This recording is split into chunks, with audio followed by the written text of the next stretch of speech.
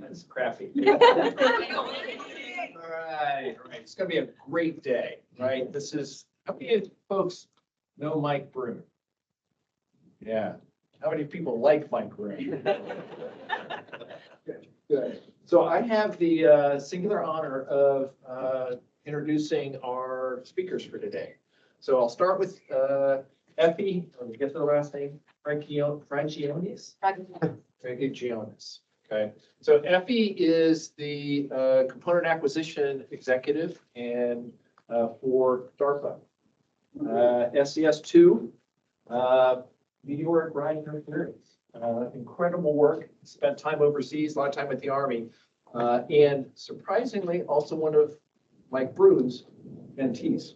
Graduate of the SLE program, Senior Leader Development Program in DoD. So I'm watching the head go north and south over here. So Effie is also a mentor for one of our people in this room. Me. Okay. So mentoring never stops. Leadership development never stops. So thank you for being here. You're going to hear an set of interesting life stories that'll be connected through the course of the morning from Effie. I also had the pleasure of introducing Mike Broom. I think you saw, hopefully, the bios for both Effie and Mike. And many of you in this room know Mike. He has got a singular career. FA-52 officer from the Army, long storied career in uniform. And you also saw that he was the executive secretary for the department. Spent time as SAPCO running that. And then here at this agency did almost everything in the agency. Acting director, executive director like myself, special advisor to the director as well. And interestingly enough, when Mike retired a couple of years ago, you may have seen at the bottom of his bio, he and his wife moved onto a boat and just completed, not just, but a couple of years ago or a year or so ago, completed what's called the Great Loop, which basically means you move onto your boat and you start in effectively North Carolina, go all the way up around into the Great Lakes, down the Mississippi, and then back around, which is a long time to be on a boat with a spouse. Still stay married at this point. And to this day, they're still living on a boat, will be for another year or two. So with that, let me do this. You're going to find this will be a little different kind of morning. Anything that anybody's dealt with Mike Broom will know. So on that behalf, let me introduce Mr. Mike Broom.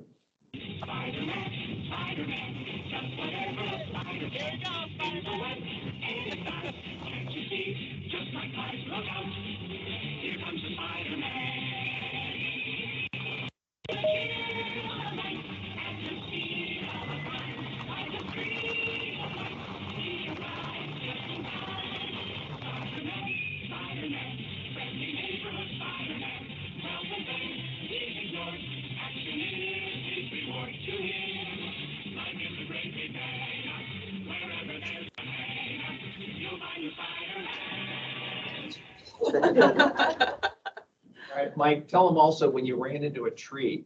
That did happen. That did happen. I survived. Well, good morning, superheroes. Good morning. Thanks, Reese, for the kind introduction.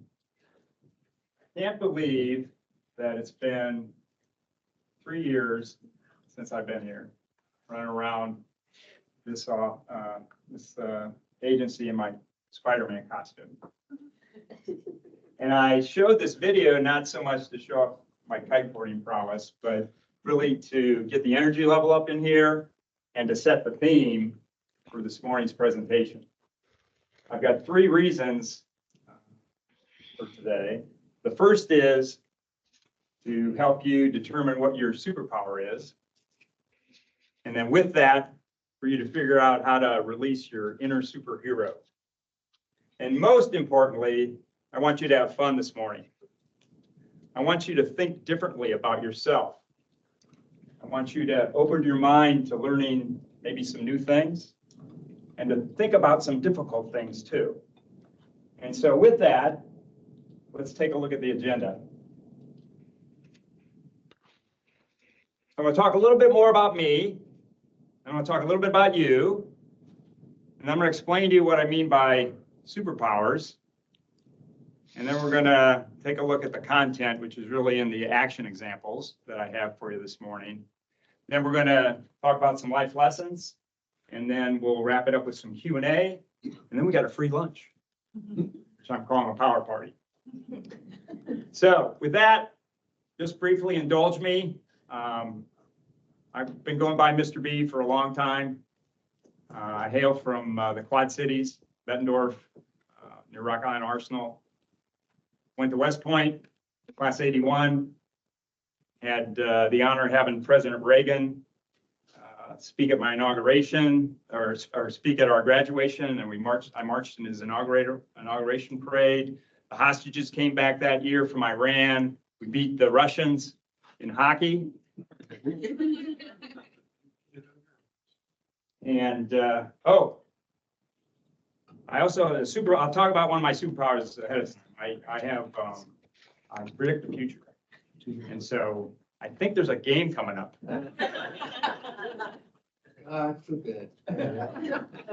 So that's going to happen here pretty soon. But I wish everybody the best of luck with that, whoever your team is. Thanks, Mike.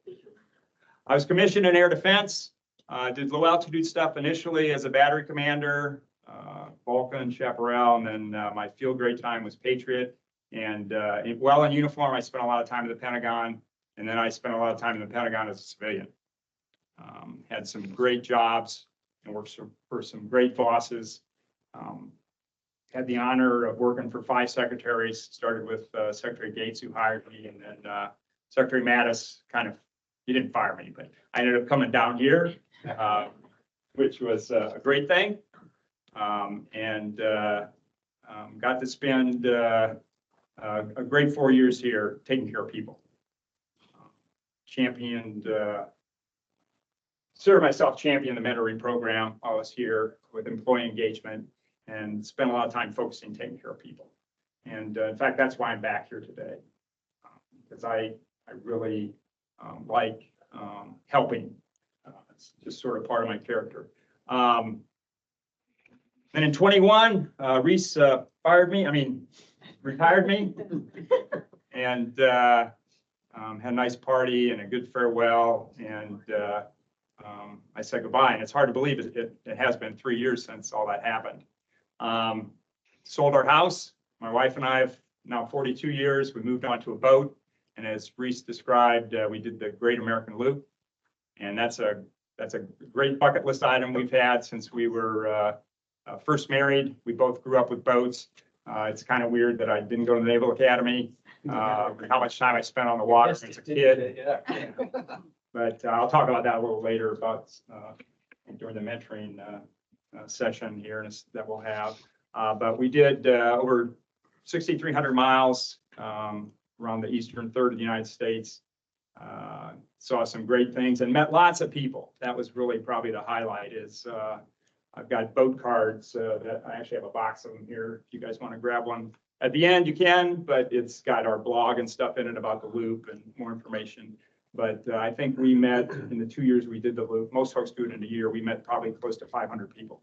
And we've got at least a dozen close friends out of that we're staying in contact with. In fact, we're in a slip right next to folks that we've known for a long time.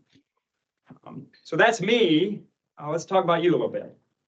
DTRA, wow. So I was really impressed when I got back here and I saw the breakdown of the organization. You guys haven't reorganized. I mean, DTRA stands for Did They Reorganize Again? Because the same organization, and that's impressive. What's more impressive though is you all and the mentoring program. The fact that there are we've got 58 mentees in the program. There's 36 mentors and almost 100 total that have taken the time for relationships and for self-improvement and for sharing their knowledge. And that just, it speaks volumes. When I was here, I was very proud of the program, and it continues. So thank you for that. I guess am I supposed to take this off? Yes, sir. Okay.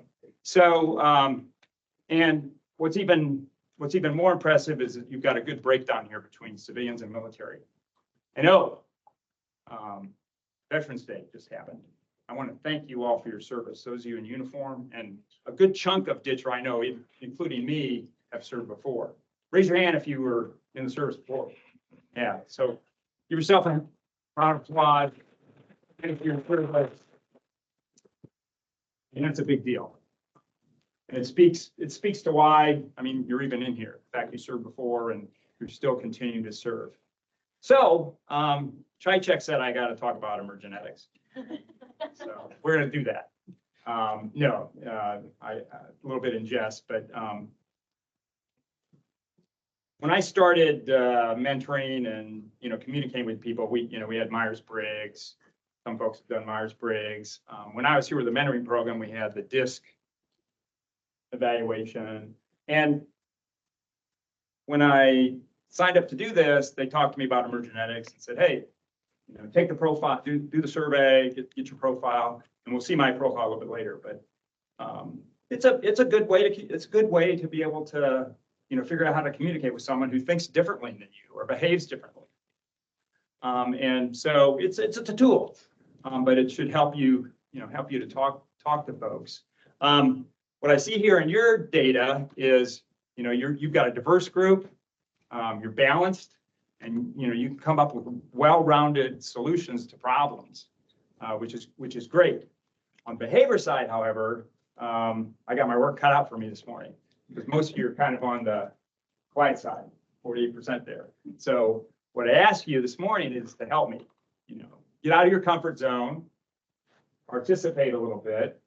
If there's something that strikes you that you think the whole group would benefit from, speak up. We'll take the time to do that, and especially at the end. But even as we go along, if there's something that, this is, this speaks to me, I need to share this, do it. Take a chance. So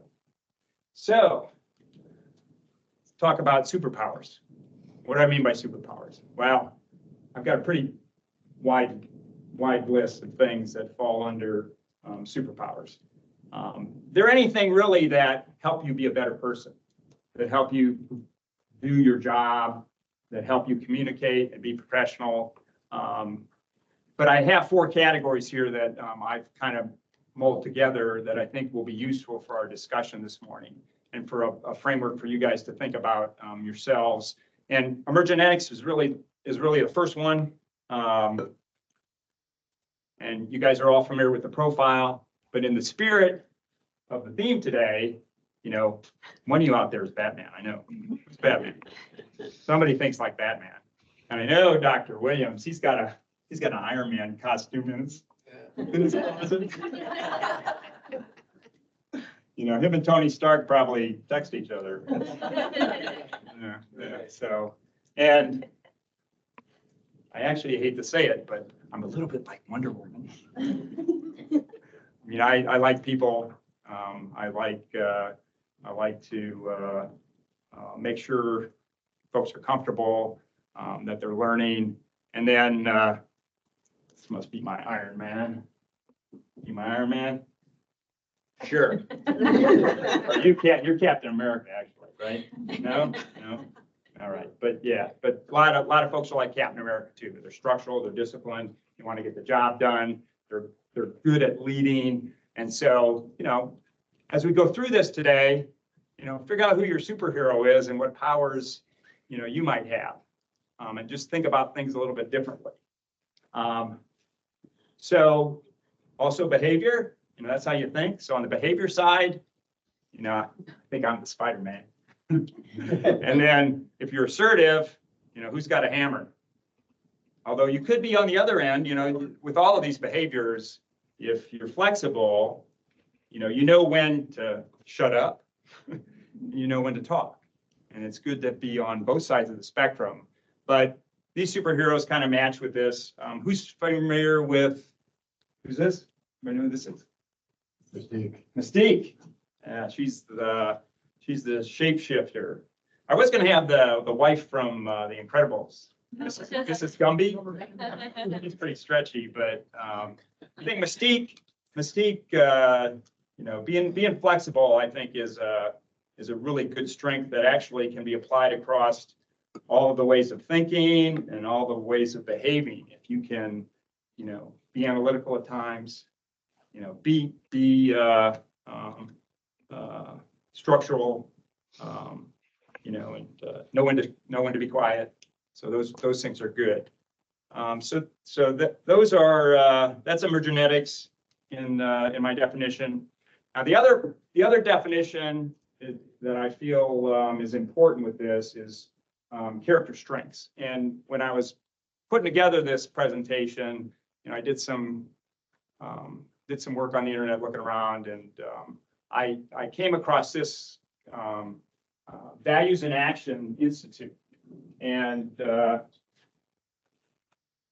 they over the last I think since about 2004, they've developed this framework that's built on these 6 virtues: wisdom, courage, humanity, justice, temperance, and transcendence. And they put out a couple books. They've done extensive research in like 50 countries, cross-cultural. And I've got references at the end for all this stuff. So I'd go to their website. They actually have a survey. I took their survey. They're not paying me anything, just like Emergenetics didn't pay me to do their survey. But I really got a lot of value out of looking at this framework and being able to think about myself and think about others and how to relate others in the idea of positive psychology. And they started this research because they wanted to get away from just mental illness and what's your problem and don't be why am I a bad person kind of thing, and focus on emphasizing the positive side of life.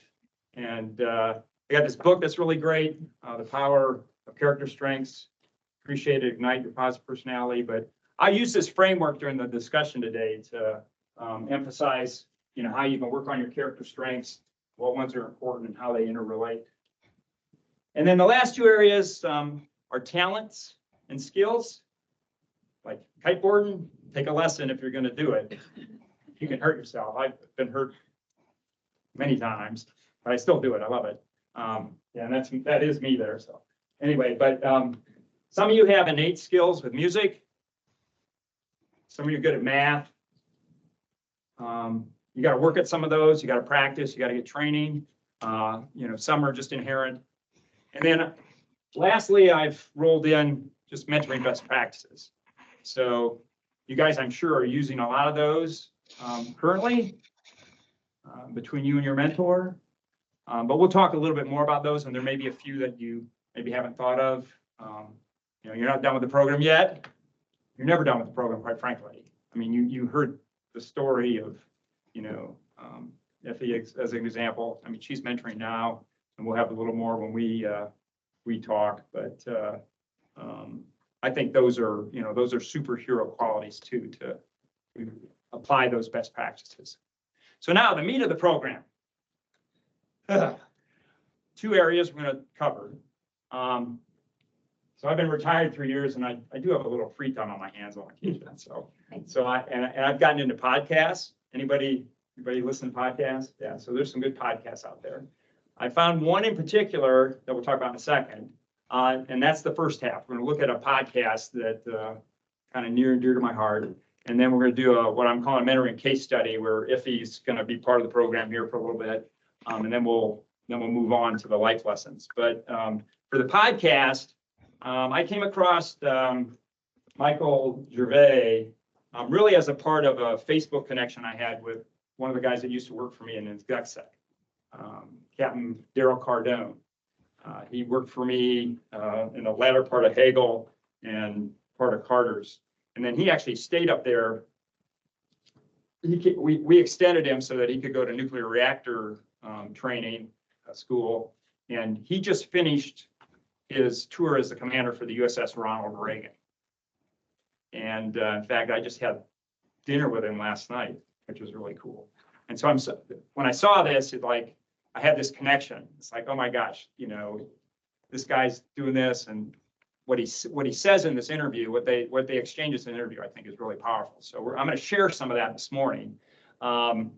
Michael Gervais, you'll see in one of the clips, he's got a Super Bowl ring. He helped the Seattle Seahawks. He was their sports psychologist in 2014. They beat the Broncos 43-8 or something like that. So he's got a great podcast series, and this one in particular is the one I'm going to talk about today. He actually flew out to Japan. He got aboard the USS Ronald Reagan, and they had a podcast between Daryl and his sidekick, so to speak, the commander of the Air Wing, Captain Corrigan. And the three of them sat down and talked about exactly what that title says: high stakes performance and leadership aboard the aircraft carrier. And there's some jewels in here. We'll go through these. We're going to look at actually 5 clips, but 4 topics. We'll do a couple on leadership, but we'll walk through these, which I consider all kind of superpowers, and we'll see the context for that. As we walk through them, what I'd like you to do is think about whether you have any related experiences with what you'll hear. You know, did I go through that? Did I have to face that challenge? Was I like what they're talking about here? But really try to connect it with yourself so that if there's something to share, you can do that in between the clips. Because I want there to be some participation here as we talk about the clips and talk about what we'll see in each of these clips. And so with that, let's start the first one. Oh, got to do the disclaimer. So we got permission to use this podcast from Michael Gervais folks, but then they had to get permission, you know, they had to put this up and all that for, and like, my disclaimer is, you know, I'm not speaking for the government, and I can say whatever I want because I'm retired. All right, so here's the first. Cool. All right, so I'm interrupting what I think is like gold. So sorry, just okay. So go back to what Yeah. So I very quickly, growing up, there were only 2 things that I wanted to do in life. One was be the lead guitarist in a rock band, and if I couldn't do that, I wanted to be in the FBI or the Secret Service. I had, you know, many uncles who were of the World War II generation. My father served in Korea. So there were plenty of folks with military experience in my family, but they didn't talk about it a lot. And though I didn't really think about that much as an option, you know, I played sports until I found music, more specifically until I found Eddie Van Halen. And then from then on, the guitar was my thing. I studied that throughout school, but as I got into graduate school, decided that wasn't the path that I was going to take. Because quite honestly, I saw many people who were way more talented than me who were, you know, struggling in one form or another. And at that point, I thought I would pivot to the FBI or the Secret Service because I love problem solving. And in '93, there was a government hiring freeze as I was finishing school. And they said, we'd love to have you on our team, but we're not hiring anybody right now. When I said, what is the next best thing that I can do? They said, to get a commission in the military.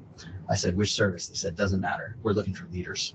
And all of a sudden, you know, the conversations that I had heard around the table in my family started coming back. And so I called the Navy recruiting office in Philadelphia, Pennsylvania. I called up, I said, good morning, my name is Daryl Cardone. I'd like to apply for officer candidate school. And they said, hey, that's fantastic, Daryl. We need people right now. What did you study? And I said, music. And he said, we don't need any more band majors, and hung up on me. And I had the look on my face that you do right now. I was like, well, that's not what the brochure said. Yeah, right. And, you know, at the same time, I thought, Philadelphia's got to be a big office. I'm going to wait 5 minutes, call back and see if I get somebody else. Oh, wait, hold on. We're talking about that? Yeah. That Yeah. is probably the crown jewel of how you have led to the position that you're in. How do you just, in a word, what is that you're describing right now? Grit. It is Perseverance. passion, perseverance for long-term goal. Amen. So you had that at a young age, but it's like you didn't take no for an answer. So you're going to persevere independent of what the experience was. And how did you learn that? Probably from my dad. It was a work ethic. I certainly learned a bunch of it through sports. You know, you find a lot of adversity and you continue through that. Certainly, as I started to study music, there was a passion and a discipline that came from that. And I just thought, if this path doesn't work, I'm going to find another that will. Okay. Perseverance, grit. So if you dig into the VIA framework, they have a definition that's close to this. Who has faced a hardship that they had to work through? most of us, right? Anybody have one they'd like to share? Anything similar? Yes. I can actually share my recruiting experience was very similar. I followed the advice of my high school guidance counselor, who told me to study computer programming when I went into college, because that's where the future was, that's where the money was. And after 4 years, I was very good at it, but it's for introverts and I am an extrovert. And the one thing I really learned was, I don't want to do this for a living. But while I was in college, I was in a special program called the Junior Fellowship Program. It's a lot like our college intern program now. And I was working for the Navy, writing contracts for their inventory control points. So I went to the Navy recruiter and after I graduated, and I went to graduate, and they have to pick your designator, that's your specialty. And they said, we want you to be a general unrestricted line officer or a pilot, because my ASVAB mechanical was my highest scoring section. And I said, hello, I have no depth perception. I don't think you want me to fly an airplane. And I said, look, I've been working in the Navy supply system for 4 years. I have the recommendation of a reservist brigadier general. It's supply corps or it's nothing. And he said, well, there's 10 women that are going to go and 9 have been selected and 1 tentatively selected. So we don't have a slot in supply. I said, look, it's supply or it's nothing. I'm not going in. And guess what I got? Oh, great. Well, thank you. Yeah, it's, I mean, the quote in there is, we don't need any more band majors. I mean, this guy was a music major and he just finished commanding a nuclear powered aircraft carrier. So, I mean, that's pretty amazing to, I mean, and what that tells you, what that speaks to you is that, you don't have to have all the skills you think you do to do an amazing job like that, right? Yes. Yeah, we love to get pigeonholed when we start, like, I do this, so this is my career path. I started as an infant caregiver 10 years ago, and now I sit in this classroom. So I think I'm an example of, you never know where you're gonna go. You gotta take opportunities, you gotta take different, opportunities to learn different things and then apply them and then put yourself out there. Because 10 years ago, literally, I was dressed up in a Halloween costume, pushing a buggy full of infants. So don't take it for granted. Like, try something new. You never know where you're gonna end up. Yeah, that's great. Yeah, under this framework with VIA, it's under the virtue of courage. Perseverance is part of courage. It also is in the family of bravery, zest. It's not so. How does courage link with perseverance? Pardon me? How does courage link with perseverance? So internally, it's kind of tied to bravery. So internally, to persevere, sometimes there are things that require courage to work through, to be able to maybe if someone's saying no to you, to stand up to I them. think about my own experience. At 12 years old, I was beaten, left for dead in the middle of the road Yeah. by a person who was trying to kill me, obviously. Mm. Now, I had to choose to live or not. Yeah. I had to choose to think again or not. Well, that's a great example. I- And there's courage there. So there was no bloody courage. There was a choice I had to make, and I had to get up Yeah. and survive. Yeah. The other option was not. Right. Right. So, to me, that was no courage. That was an easy choice to make. That you just recover. I can see I'm it not that way. saying that Yeah. flippantly. I'm saying that maybe Yeah. that's just how I'm wired. but Right. It was an easy choice to make. Let's get on living. No, that's a good example. I mean, for some, there might not be that component in there.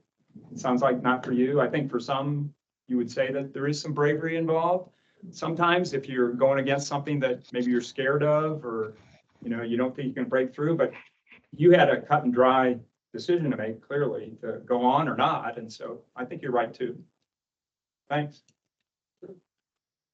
Anybody else? Yeah, so resilience, determination, they all underpin perseverance. And I'm sure many of you have examples in your lives where you've driven yourself, and you can think back through emergenetics, right? So there's the assertiveness part, right? So you could crosswalk, perseverance with being assertive too. I mean, so there's lots of ways to think about these superpowers. And, if you've persevered something, you've got one of these under your belt. And when you have that, it just means the next obstacle you might face in your career or personally, you can look back on that and lean on that and know that you're going to make it through whatever your next challenge is. So, all right, let's roll a superhero in here. Who's familiar with Hawkeye? What group is he from? Anybody know? Avengers. Yes, he's Avenger. Yeah. So, and what's unique about him compared to most of the other Avengers? He has no super strength. He has no superpowers. Sort of. I mean, if you use my definition, he does. He's got some special skills. He's a talented archer, and he's a well-trained martial artist, and he brings that all to bear to persevere. If you follow the storyline, I'm a little nut with a lot of these comic things, as you may tell, but he lost his parents. He, as a parent himself, he had issues with his kids. He lost his sidekick, Natasha, help me out. Romanoff, yeah.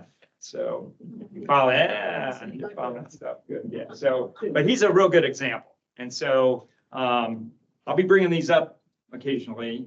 What I hope is at the end of the day, you've got a few in your head that you sort of maybe you aspired for them as a kid, or maybe now when you think about yourself facing a challenge, you say, yeah, I'm kind of like Batman, or I'm like Spider-Man, right? I mean, so anyway, you're going to see a few more of these, but this is the first one on perseverance. Now I got a couple on leadership. Anything on perseverance before we move on? All right, let's listen to the next clip on leadership. So a sailor, somebody young on the ship, maybe it's their first time here, they're 6 months in, and they look at you like with this, let's say they're 18 months in. Mhm. There's some fatigue, there's some mundane, some redundancy. They can't see meaning and purpose in their job because they're mopping the floor, let's say. And they say, well, of course, Captain has that love because he's a pilot. He gets to do that. And one day, if I could do that, but I'm doing this nonsense every day. But when I was in college, I was mopping floors on ships as well. So you identify with them in that respect and explain to them, like, this is, everybody starts here. And show them that you can do this too. There's nothing holding you back from getting to where I'm at right now. That is the amazing. And I'll help you get there. The amazing thing Oh, about wait, that ad, and I'll help you get there. Yes. That's Yes. Yeah, that's where you're going. Yeah, 100%. Yeah, sorry. Not only is there a program, but like we'd love to have you doing what we do. It is awesome. Yeah. Come do it with us. Yeah.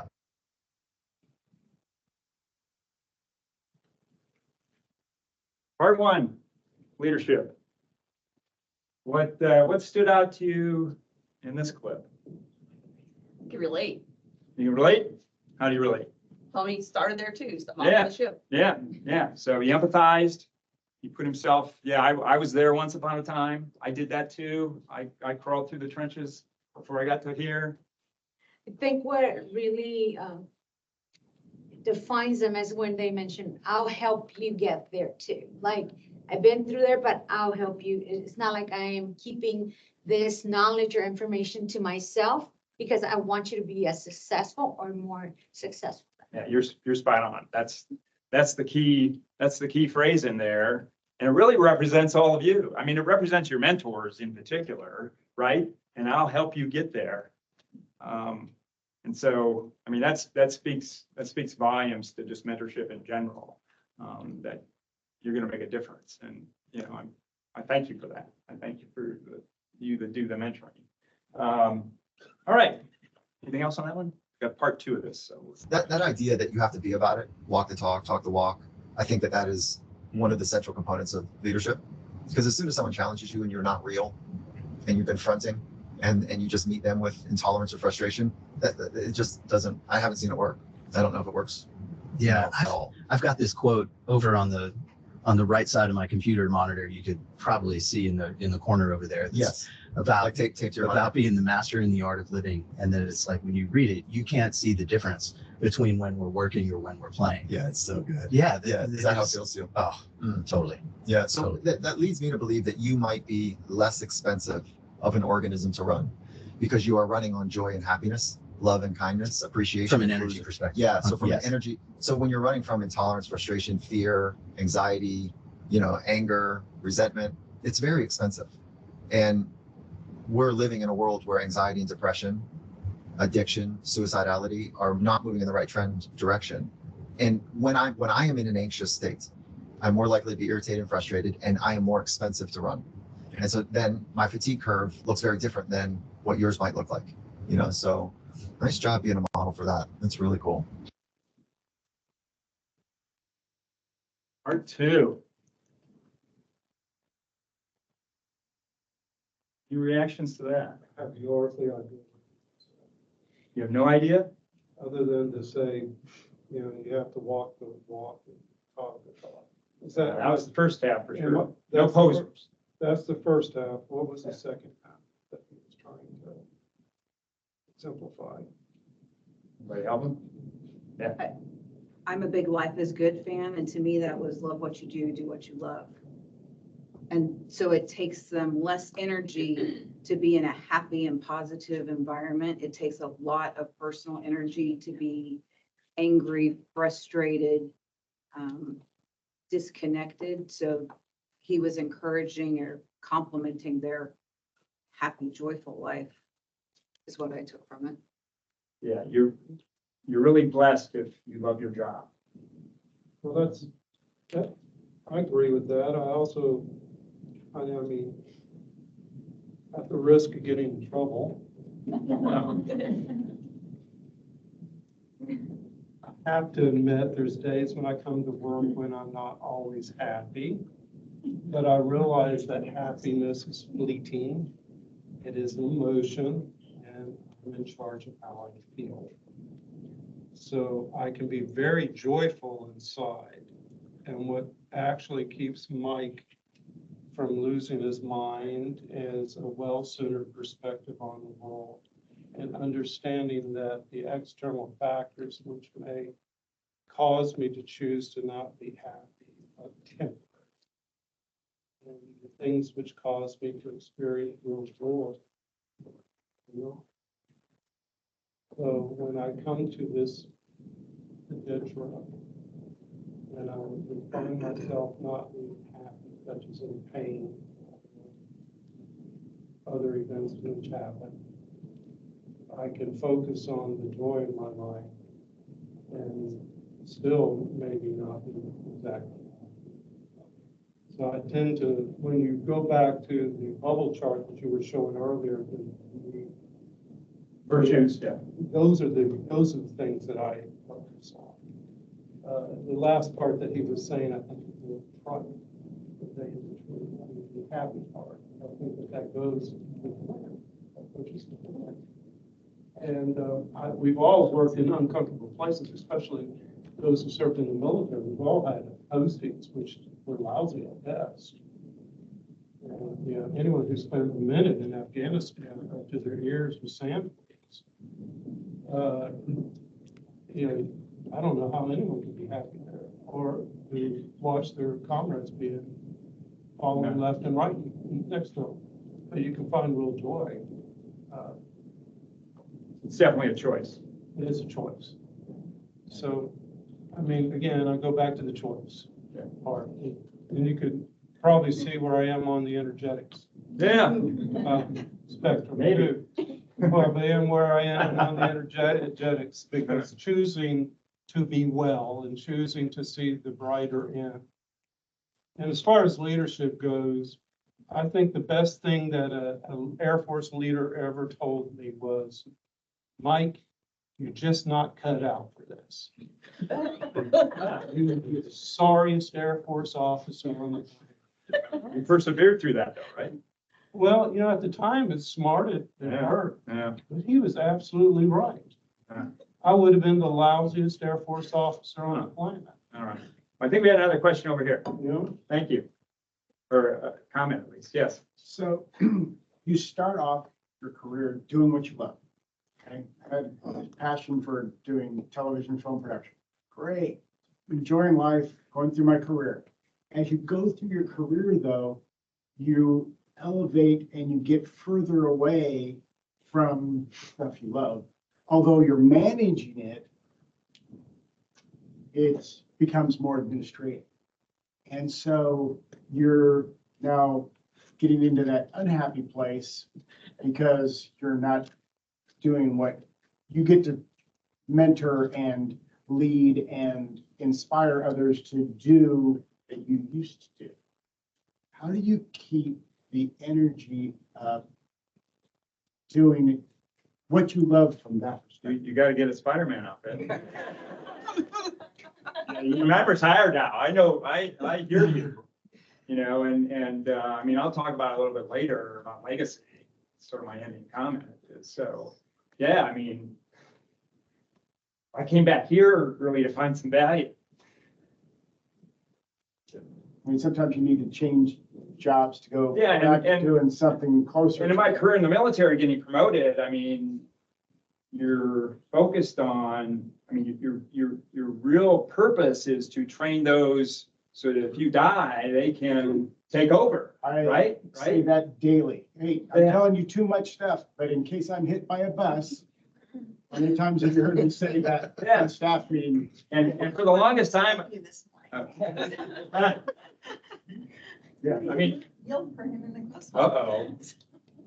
I mean, for the longest time, I was a micromanager. I mean, it was very difficult for me to, you know, I was the doer. I mean, I still like to, I mean, I be all honest, I put together most of the PowerPoint stuff together because I love doing that. I mean, I like doing this stuff, but you know, as you move up in rank and you become a supervisor, well, I didn't ask that question. How many supervisors are there? Sorry.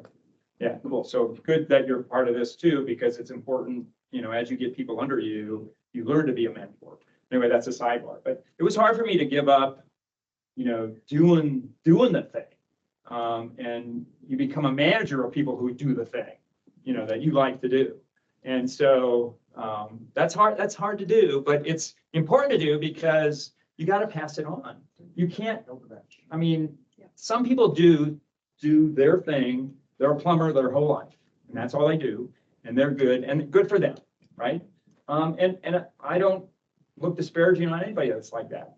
That worked out for them. But for me, it was, you know, it was hard to give it up because I did want to progress. I did want to, you know,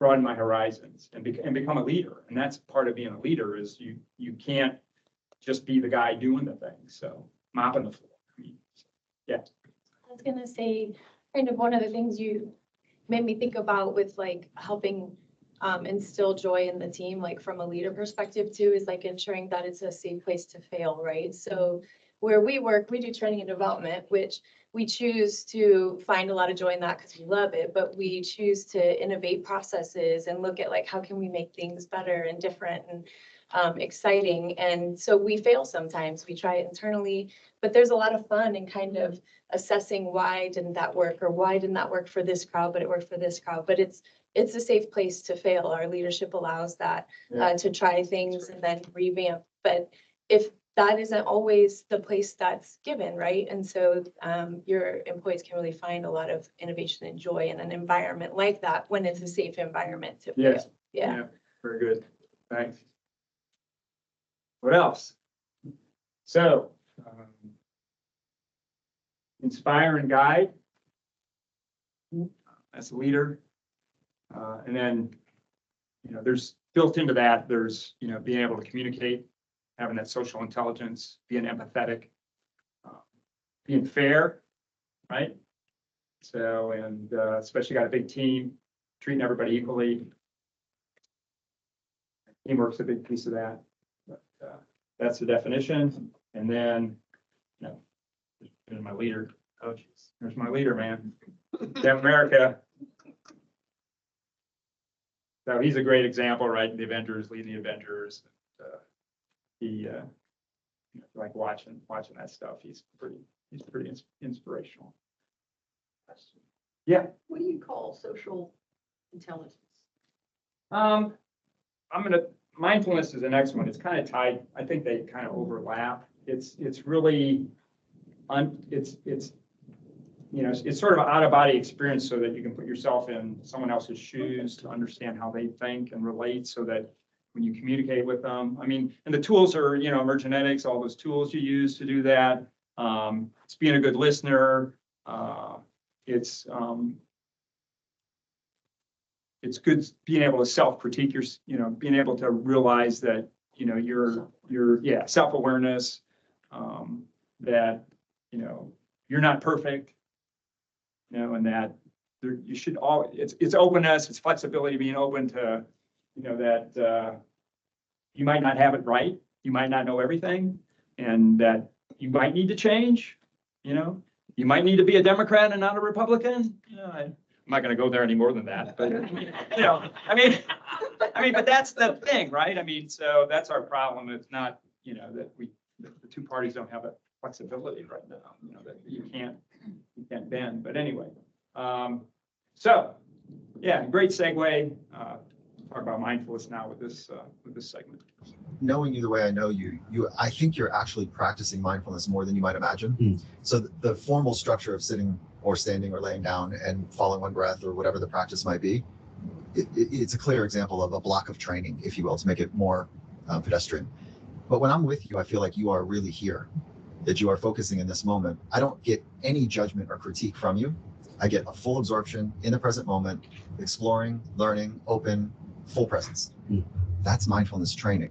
So you might be doing it 10 hours a day. I don't know. I mean, it's possible. That's kind of that's a huge relief to hear you say that. Yeah, right? Yeah. So Yeah. you could go into a meeting Yeah. and take like this cleansing kind of breath or whatever, and like just to set your mind to say, right, I'm going to go into this meeting and I'm going to bring that part forward. And that really could be a practice for it, a 6-minute meeting or a 60-minute meeting. Yeah. So that's a way to think about integration as well. Yeah, the presence piece is a big one for me too. That, you know, I try and be super mindful that, you know, with a crew of 3,500, that, you know, any interaction I have may be the only direct interaction that one junior sailor may have with me throughout the tour, and they deserve all of me in that, you know, in that moment. Not be worrying about being mad about what happened 5 minutes ago, or thinking about what's going to happen 5 minutes from now. And you know, it is in those exchanges where I think the feeling of gratitude, you know, not gratitude, but connectedness and inclusion that we were talking about. That's it. Yeah, before, that's where right. that comes Yeah. from.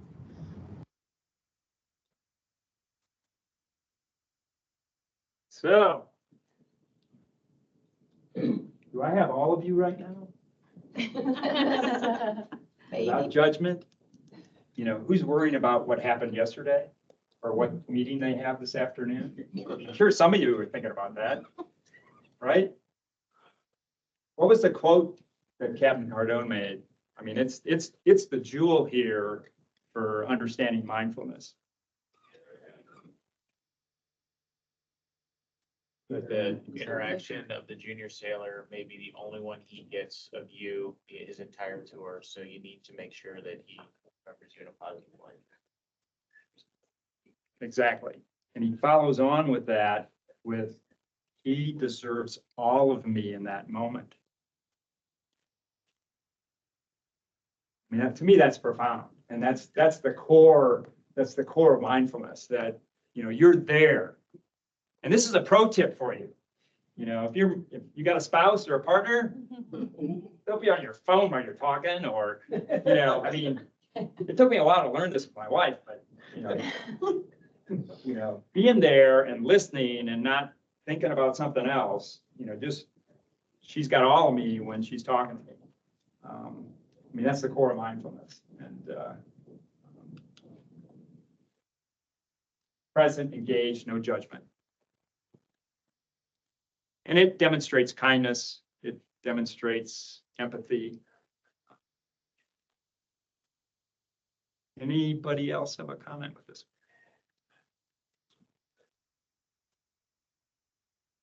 Judgment. Yeah, the judgment's hard.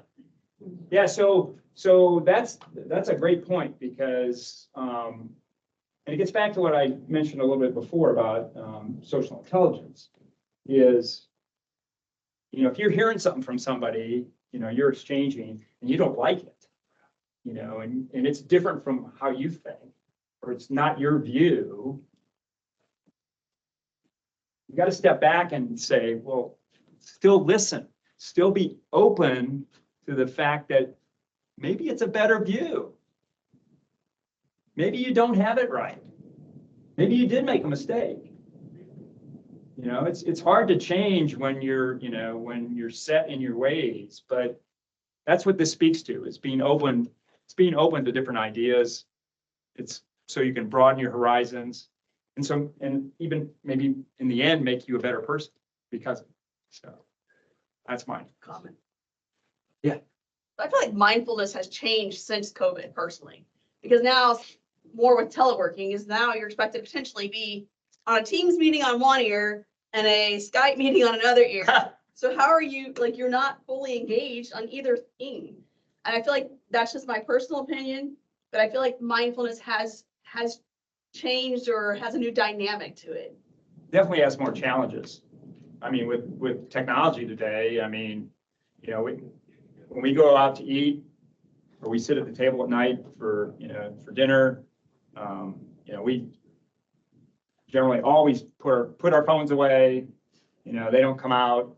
And, you know, if we got to dinner with someone else, you know, I find a lot of times somebody will pick up their phone, looking at their phone while you're at the table with them. And it's like, that's, you know, so there are challenges clearly. I think the definition still stands the same, but, you know, generally the same, but I think the challenges clearly are harder.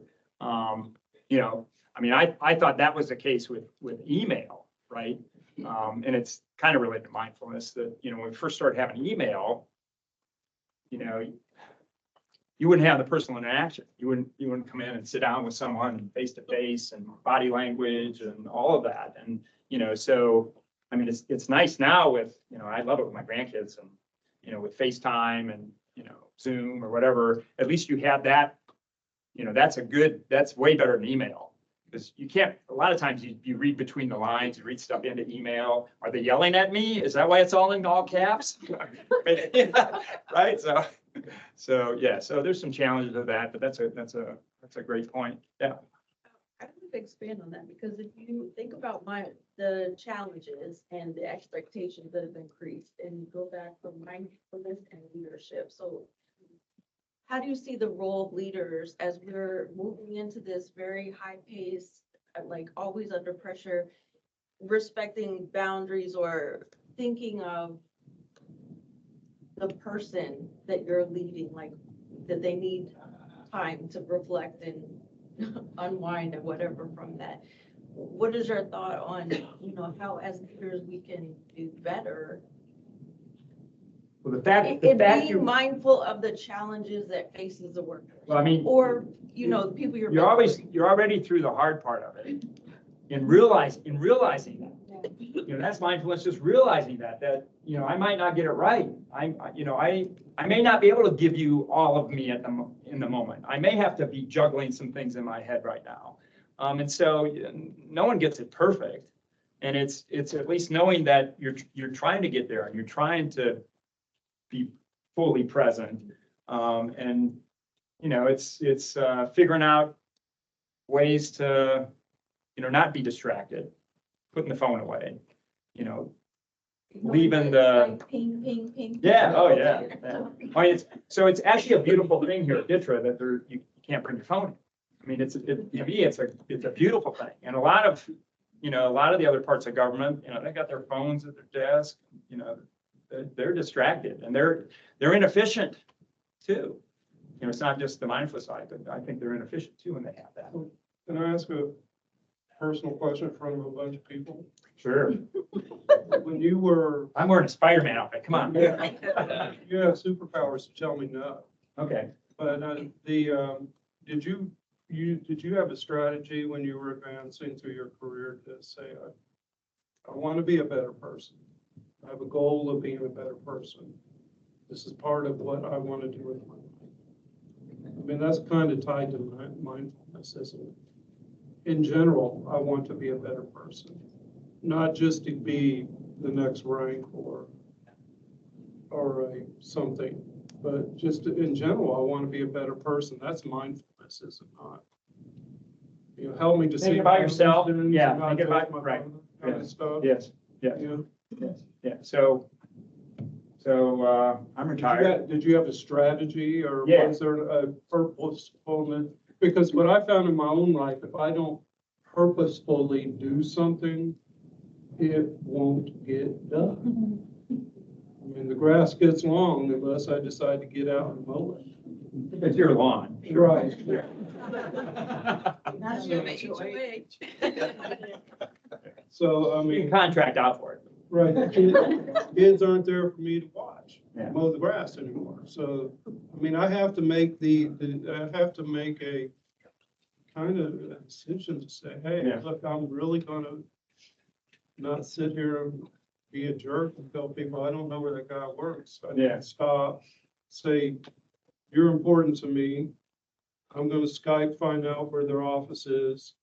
And if they don't know where that office is, take a minute to go show Yeah. Well, them, if I can. You know, or something like that. That's just a simple act of kindness that may mean the world to this person who's lost. it may, sure.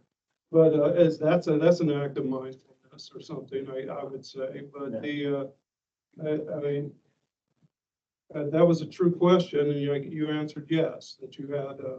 Yeah, thought so about I'm about to share Okay. it. So you go back to the framework, you go back to transcendence. And within transcendence, there's spirituality. And for me, it's prayer.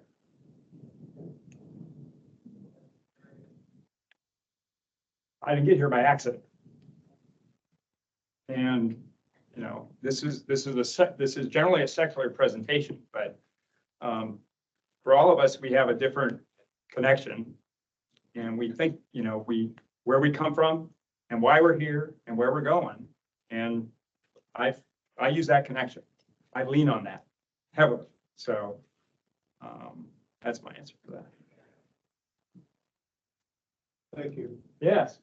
And of course, Here we are.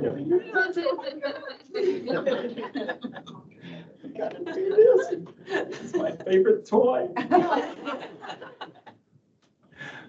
So, yeah, so my grandkids covet this. So I bought them a bunch of these, and you'll see a photo later. But, yeah, so I relate to this guy. I think he's mindful. He's a little more emotional. He's probably not as emotional as me. Anyway, you had something to say, please. Yeah, I apologize. I have a Oh, little yeah. bit of a raspy voice, so try to make it brief. But talking about being mindful and aware, I think one of the strategies that I've used is spending time on my calendar to say, I'm gonna take a 15-minute break. I'm gonna go walk around. I'm gonna go walk around outside. I'm gonna go walk around the DLA building.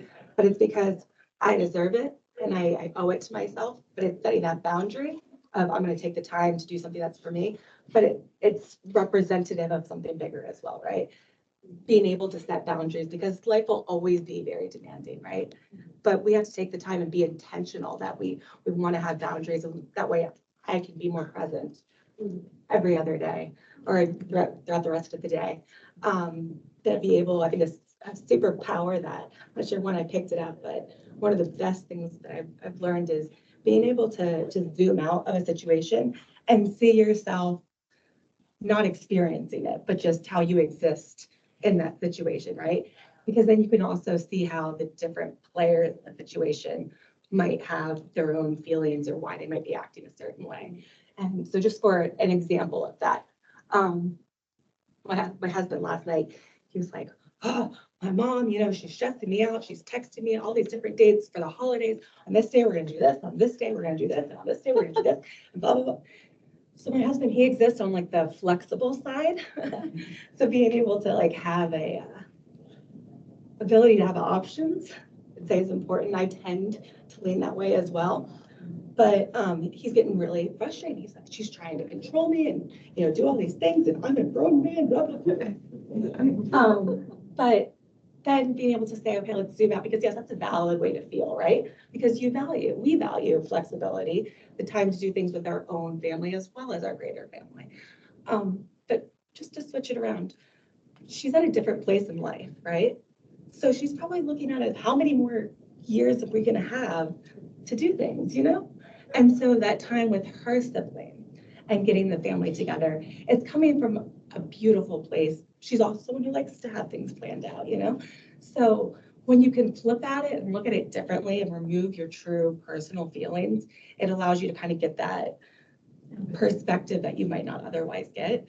And then it's easier to come to a place of, okay, how should I best communicate? Let's ask her, hey, I want to do as many as I can.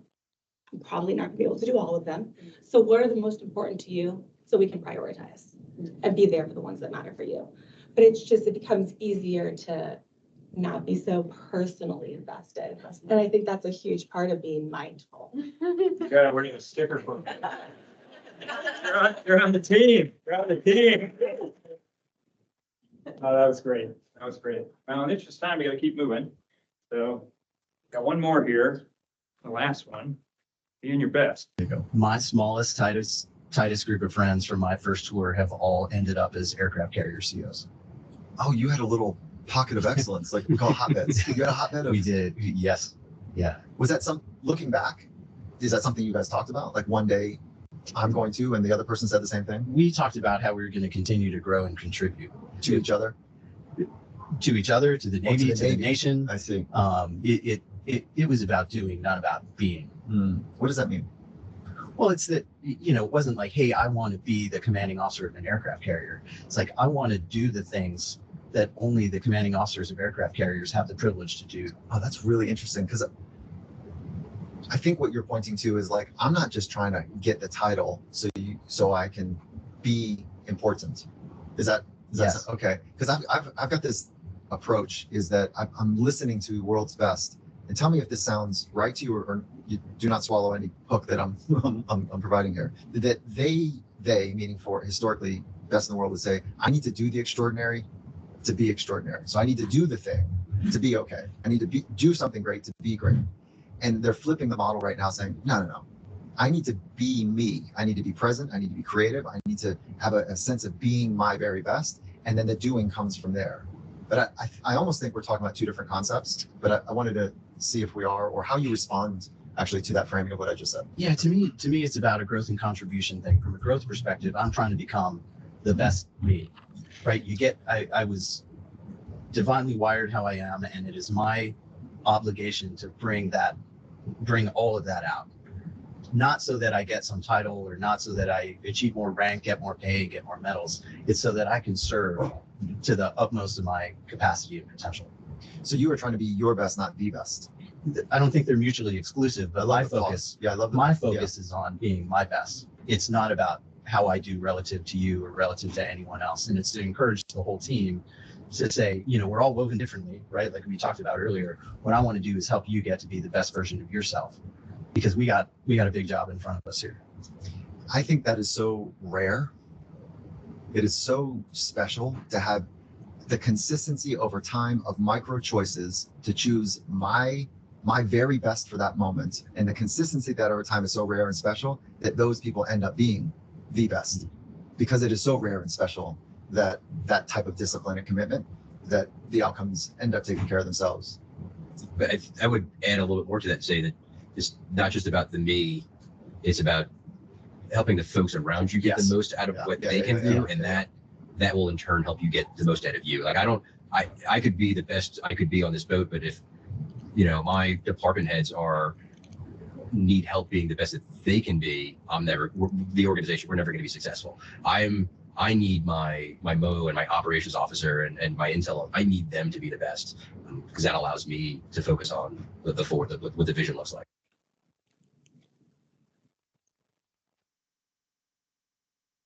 Being your best. So when I was a battalion commander, that was my battalion's motto: be the best. It's reaching for excellence. What stood out in this one? Ring a bell? When he said, I'm divinely made to be the way that I am, and I have an obligation to contribute, or maybe paraphrasing some of what he said, Divinely wired. that really, like, you know, 'cause sometimes you forget, you get burned out, and you know, it's hard to find the energy to dig deep. Yeah, very good. Very good. Yeah. Yes. And I found it come from being military and then civilian transitioning. what my best is and what your best is may not be the same. And so I've always had a hard time differentiating, like, I come here and give 100%, and I feel like you come here, you might be giving 100% to me, it's only 80%. In your view. In my view. So I've had to learn to step back and say, okay, maybe Mr. Bruin is really giving his best, but to me, it's not. So I've had to take a different look of that because I don't know. So I've kind of had to do a new lens and step back and view from the outside in, saying, okay, don't be judgmental. Maybe that's all they can do, or that's all I know, or whatever it may be. So I just think that's something to be mindful of is know your best, but you don't know somebody else's best, and not be judgment of that. Yeah, standards and expectations Yeah. come into a play with that Yes. for I've sure. had that conversation that my expectations may not be the same as somebody else's. Yeah. Well, I liked at the end, what Captain Corrigan said was that, you can't be your best unless your people are at their best. And you're right. So at their best may not be the best in your mind per se, but close enough perhaps for the group as a whole. They're trying to do, and then the challenge that comes out of that is, so, well, maybe you need to help them more. Right. Lead them more, And that's the thing inspire them more. I've learned too, is how do you get them to that point or where you need them to be? I know some people, I've worked with some people, it's like, I don't want to take the time to train them. It's gonna take 2 hours versus me just doing it in 1 hour. Okay, but if you can teach them to do it, then hopefully in the future, they'll do it an hour and a half and then an hour, it'll get better. So I've also had to help others learn that, no, you do need to train a new employer. You need to train somebody because what if we do get hit over by a freight train tonight or whatever? Or, tomorrow you don't wake up, whatever it may be. So, because I've had a supervisor that came in and was like, I learned from all those books and that's how you're going to learn. I'm like, no, that's not how this works. Like, you're going to help train me and teach me. So I just think just being open to that and have that mentality. Yeah, great. Thanks. Definition up there. Striving for excellence. Not a bad thing to do. I mean, yeah, I'm headed to be mediocre. I love it there. So that, it speaks to a lot about internal drive, about zest. There's lots of ties to the different aspects of you as a human being, wanting to be good, accomplish things, reach your goal. Yes. I've asked my staff the rhetorical question of, why do you come to work? Just left it at that. Let them think about it. Because some people come to get a paycheck. Yeah. Some people want to increase their knowledge or proficiency and, drive and do the best job they can as a federal employee or whatever. Yeah. But if it's just to, go through the motions and set the bar about that high, Yeah. then, that's what you're going to get out of it. Yeah, so you just classically paraphrase Maslow's hierarchy of needs, right? Somebody who just does the min or someone who's self-actualized, right? I mean, so, no, that's great. That's great. Yeah, good point. Yes, hey. When this first came up, my brain was thinking of like someone that's in high school, that's an athlete, and he desires, or she desires to go to a college that has a winning program. So, hey, I want to be the best athlete I can be. This program is a winning program. Hey, this coach is a winning coach. If I want to be the best, then I'm going to go in this environment where others strive to be the best, and maybe collectively all of us can be the best moving forward.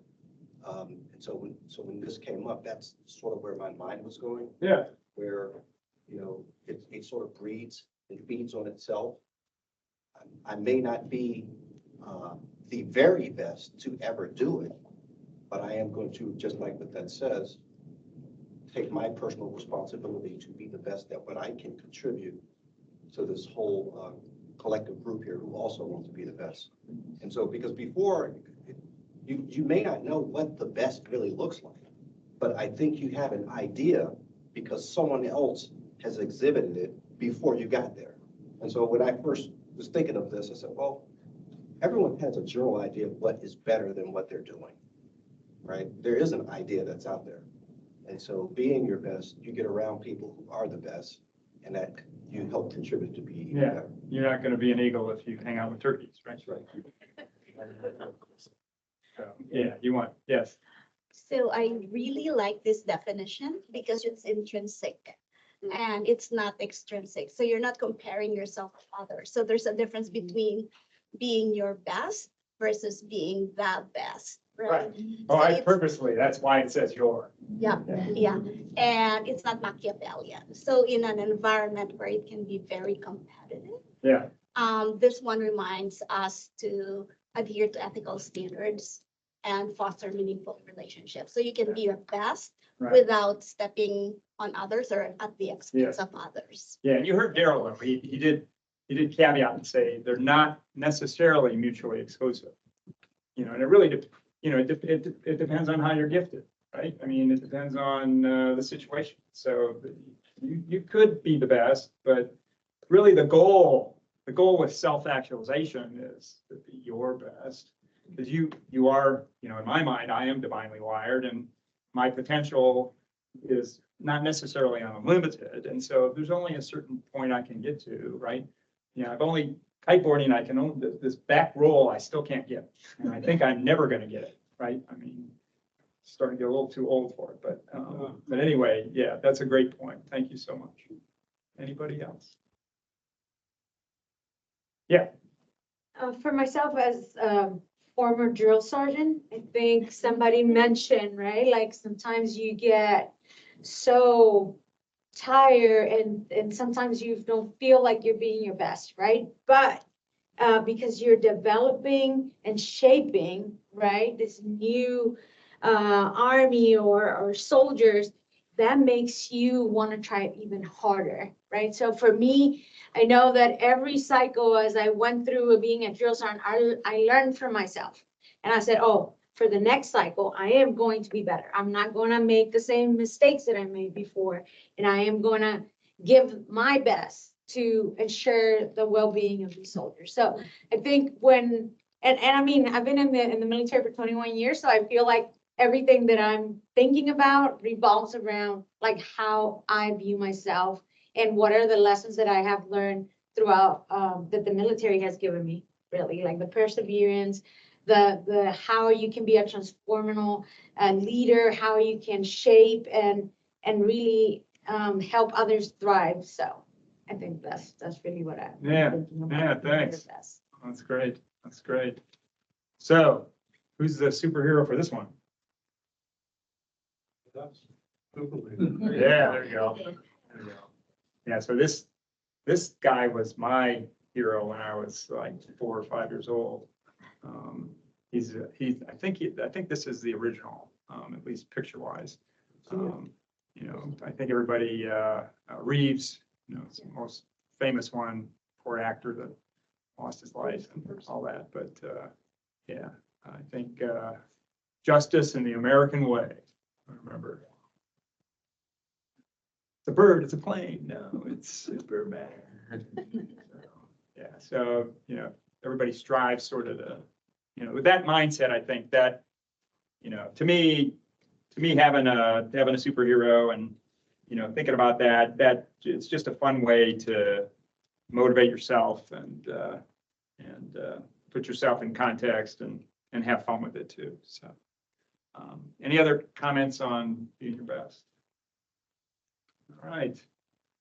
So it's break time. We'll take a break and you can be back here at 10:30, 10 minutes. And then we're going to move to the mentoring case study. And Effie's going to come on up and talk about her a little bit, and then we'll have a Q&A and in part 2. So thanks.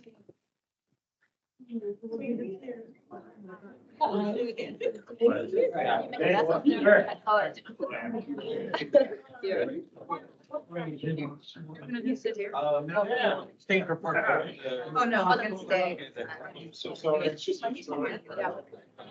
Oh, yeah, I didn't see you. I didn't recognize you.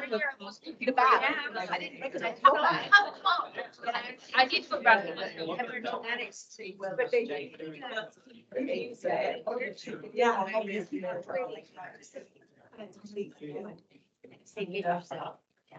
There. Yeah, we had. There's Barry. Oh. There. They get participation. Well, no, they get. You'll- the agency I wide- agreed to it for Yeah. I was, agency-wide, one of the things that- Analysis. yeah, data group for their analysis, right? Because he said agency-wide, 48% this, 20% this. Leverage. Right. Just separate your competency-based course, you know, for the. Because I like the hours. Find your own this way. My percentage. Right? And I knew I was working at a place where I was like, No, yeah, yeah. so those things. are Okay. really- Change of what? Right. Have you had that conversation with him? Oh, yeah. Just like that? Yeah. Yeah. We're in contract. Yeah. We're Yeah, activities yeah. that are around technology. Other than yeah, so it's like, because I was so. Just setting that. Years, you know, Uh-huh. and continuing passionate about. Continue to operate. in that Yeah, space, right? so, She might- checkpoints along the way, way to get after that, so, check-ins, come back to me and let me know what your steps are for this and where you're at with it. Maybe, as a structural thinker, putting a little bit of framework for them, that they have There's a lot of. enough flexibility to move around in it, but it is sort of a forcing function in some way, right? From a suspense standpoint, and setting up, sort of, you heard him say micro choices over time, so, Yeah. Because clean it up in a way so that you're gonna get them to solve for that. take the first steps I see the down the function. path, So, like, and then somehow you're gonna figure out how to check them along the way. Yeah, so getting them off the ball, yeah, so, maybe you have a hard fixed suspense with something like, next, in a week, come back to me and tell me how you're gonna do this, or, whatever the time frame is, it might be, this afternoon, come back, or, depending on the task at hand, or how do you know? how long it's gonna take, or, that sort of thing. But that's how I would probably approach it. Yeah, and then, the flip side of it is, so these are all contractors working for you, you're the govy and they're the contractors, so, what's your relationship with the owner of the contract? Do you have any interface with them at all? So have you had this conversation with the Corps? And the same way I see my husband getting energy. Business related. It's problematic right now? No. It's just, you gotta take. So you want more out, you want more. It's motivational. Yeah, it's a real challenge when you don't own them, you don't rate them, so you gotta have that conversation. And tell them, it seems like it's a frustration for you that you share that with the Corps and see what the Corps says. And maybe the Corps can have a conversation, Okay. But I think you gotta get the Corps Definitely. along, because they're really they can light a fire, because they're working for them. And so, I mean, well, the Corps got a direct connection with the company, so that the company's got, if he may, let's hear that question. Idea with that, contract, especially, she's got lots of experience at the ground level. Oh, I mean, she probably give you a way better. Which is fine. Sorry. Just gonna do solve problems. It should not delay for getting contracts.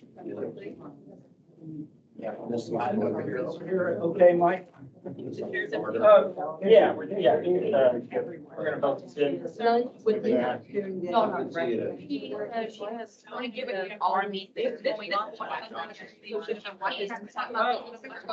You buy that car everywhere.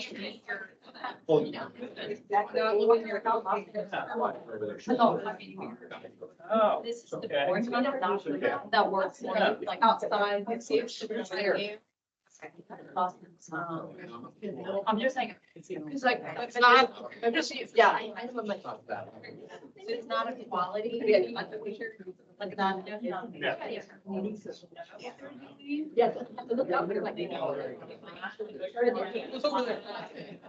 Talking about, Actually, I messaged her saying that I know she's been out. TV production and then. Right. Now I'm a supervisor. Had that conversation. Yeah. It's not vomiting now, but yeah. Oh, it's okay. It's still, I'm gonna drink. I don't see. If it's your other conversation. No, but with you, you've got everything. I am, yeah, my hearing's the greatest. Oh. This is the job.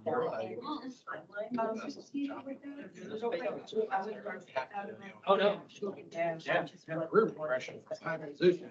Now I'm gonna be a supervisor. There's one outside the door, but I don't think it's here. I think it may be one outside.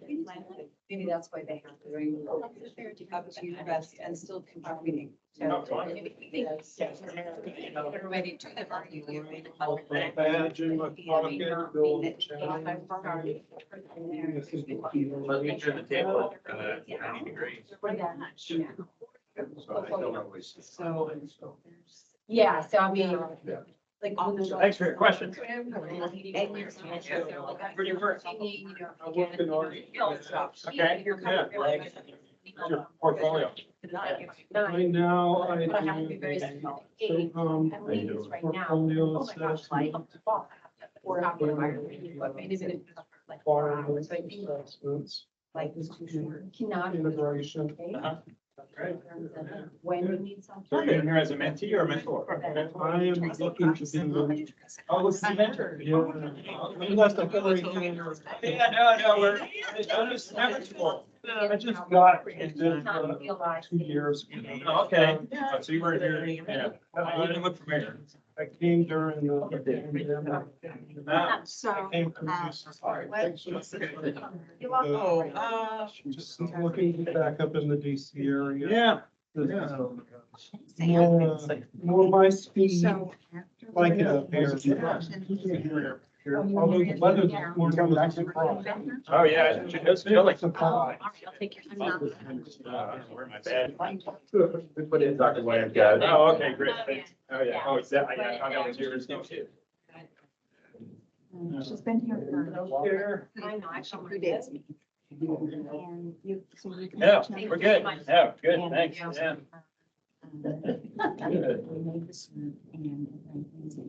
Exactly.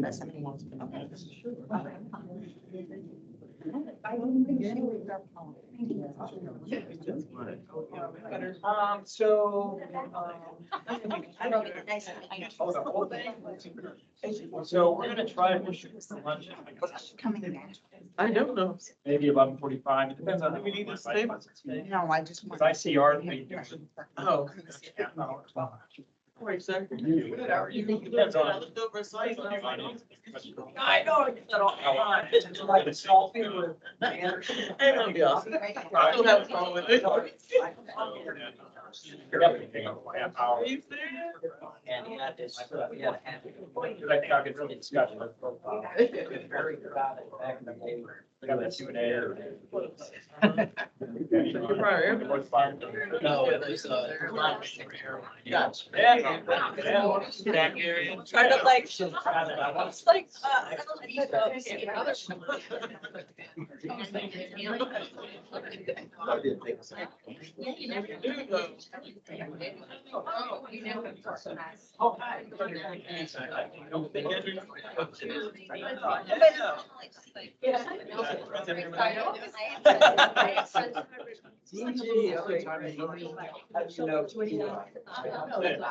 Oh, okay.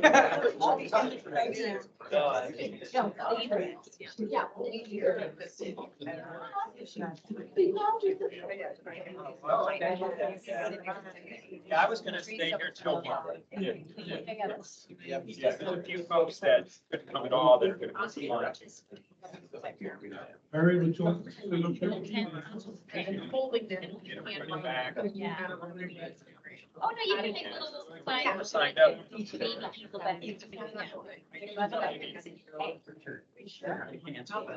Yeah, I think 50 or 60 are signed up. There's 60 in the state.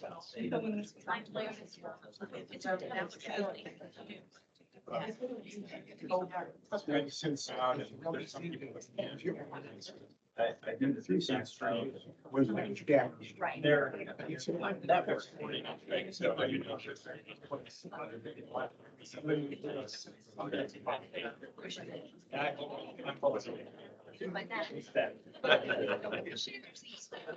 know. And I was easy. Sure.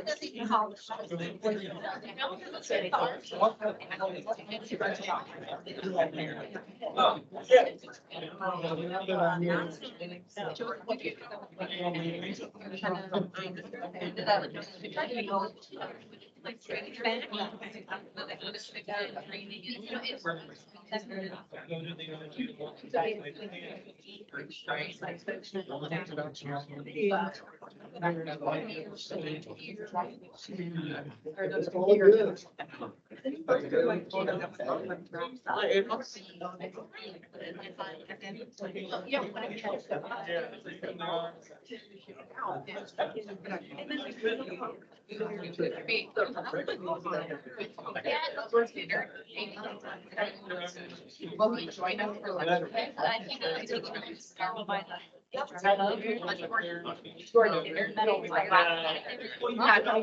No, I'm hoping he's celebrating. His 1 star. So I haven't heard anything. Out of my phone. Not. Not personal.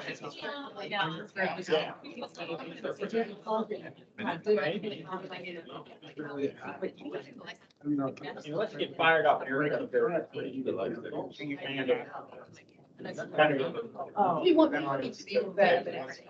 Yeah, that's good. Right. What do you think about these special? Yeah, you know, it's, fits within the law. But still, the Senate's gotta. Yeah, Senate's still gotta, you know, so. Give you. Yeah. Still gotta be confirmed.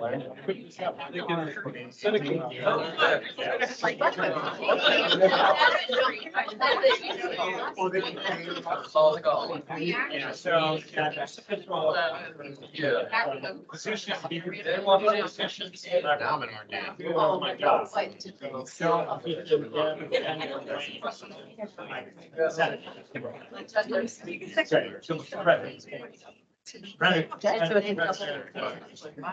Will nominate. So he still has, he can still say, no, I don't want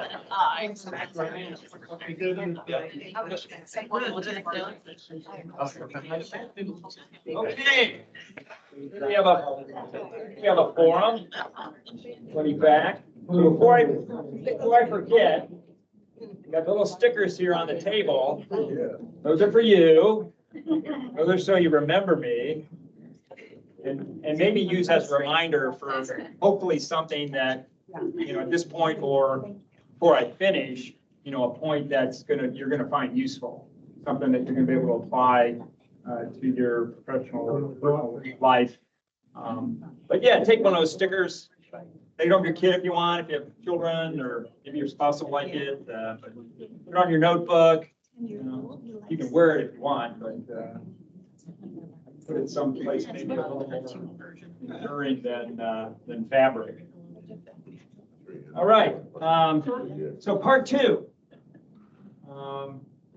which is one of my action examples, as I've described them, is what I'm calling a mentoring case study. You can see the outline up here. Just as I introduced myself a little bit more at the beginning, I'd like to do that in a second with Effie, because you know, getting to know people, and I don't think I mentioned this fully when I talked about myself, but mentoring, for a mentoring relationship, it's very important to, you know, get to know each other, establish rapport, get some trust, you know, especially if you come into it sort of strangers.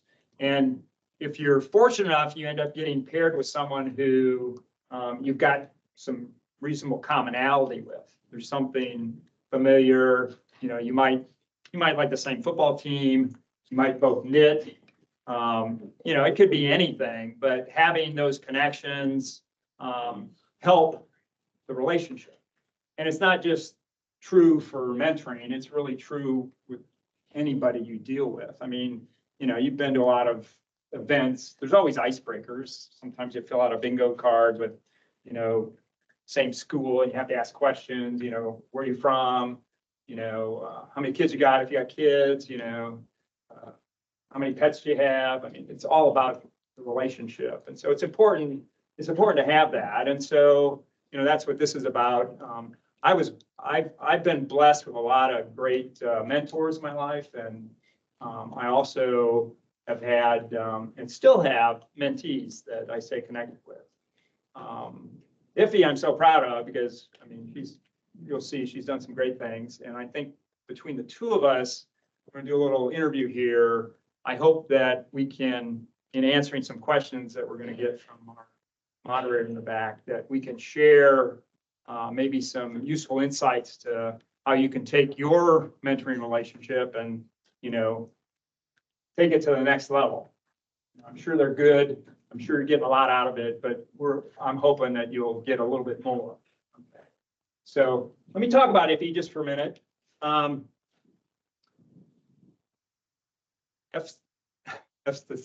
always have trouble with this. I can't speak Greek. Phrygianus. There we go. She came, I call her Effie because that's so much easier, but she's from Greece. And I didn't ask this question initially. I mean, I didn't find this out till just a few days ago about her roots. And I'm kind of embarrassed that I didn't. I mean, we had a great relationship, we still do, and I just found this out about her now. And, you know, that's true with anybody's relationship. You sometimes discover new things about folks after you've known them for a long time. But she immigrated from Greece when she was 16. And then you were born here, her parents went back to Greece, and then when she was 16, she left home and immigrated here and didn't have a real good grip of the English language. And when she got here, she went to the Quad Cities, where I'm from. Imagine that. And I didn't know that until, you know, we started talking, but we had that kind of, like, we're from the same hometown area. And then even more surprising, she went to the same college my dad did. Now, what's amazing about that for her is that she still didn't have a real good grip of the English language then when she was going through college initially. And she told me that for a good part of it, when she would take tests, she would think in Greek and then translate in English. And you're nodding your head. Have you faced that? Yeah, yeah. Can you imagine that? I mean, for us that are maybe, you know, I mean, I speak a little Spanish and picked up a little Korean my time in the military, but imagine trying to, I mean, that's like crazy being able to do that. But she did that. And I guess, you know, it wasn't until she was almost through college or right after college, she sort of made the shift. And now pretty much she thinks in English. Most part, got that right? Yeah. But she had a minor, as you can see, business, or a major in international business, and a minor. She took a second language too. And then she went to work at the Rock Island Arsenal. Guess who worked there? My mom, for 40 years. Now, they didn't know each other, and I think my mom was probably even gone by the time she got there. But she did some great things there and started into the contracting world. a lot of great contracting jobs. And then she actually, had contact with contracting business for what our troops were doing overseas. And then she stepped up to the plate. And we'll talk about this a little bit in the interview, but she went overseas. She took a couple hard assignments and went to Afghanistan and Saudi Arabia and did some important work there for our troops and for our allies. Then she came back, and it's about time we met, and she participated on this task force, and then she was, as you heard from Dr. Williams, she was in the Senior Leader Development Program, and it was really that program that got us connected. Because when I was exec sec, I volunteered and I had several mentees in that program to help out with that for them as they were pursuing advancement and actually pursuing senior executive service. And then she did it. After she went through that program, she was fortunate enough to be selected by the National Guard Bureau to make SES, and she served for them for a couple of years. Yeah. And then now she's presently at DARPA, as you heard from Dr. Williams, and she's been doing some great things there. She's been there a couple of years, and DARPA, of course, is a great partner with DITRA as a defense agency. So that's a snapshot of Iffy. There's probably some pieces of that you maybe have connection to, right? But that's important. I'll go back to where I was when I started with this. It's important for your relationships, for mentoring, to have that connection so you can build trust. And, we did that pretty quick. So, Chai check, you guys are doing emergency. We got to get about it. So, and here you can take a look at our two profiles. You can see how we think and behave. You've already probably figured out how I behave. In fact, the TriCheck folks told me that I'm a trimodal thinker, that I have like a committee going on in my head. Is that sort of like schizophrenic? And I'll probably tell you about it too. They said I have a committee in my head, and I'll probably tell you about it. And then when they told me that, they said trimodal. I said, so is there someone who's like Quasimodo? Not Quasimodo, you know what I mean? But I'd like to meet that person, right? And that person probably is very flexible, I would think, no pun intended. Anyway, somebody got that. That's good. So that's me. And then Iffy she's more structural. She's more make a plan, execute it, but she's flexible too. And the interpretation of these two profiles said that if we'd gone through your program and we'd done the survey and stuff, the way it all worked, that there was a good chance we would have been paired together. That, between the two of us, we would, come up with some good solutions if we were facing problems together. And so I thought that was interesting. And it checks the block with talking about this, but, I'm not being facetious. I think having this framework is a great one. And this gives you a little bit of better insight to who the two of us are and to set the stage for us to have this discussion. So with that, we're already set up. I'm just going to sit down here and relax a little bit. And we've got Dick Hansen in the back from TriCheck, and he's just going to ask us a set of questions.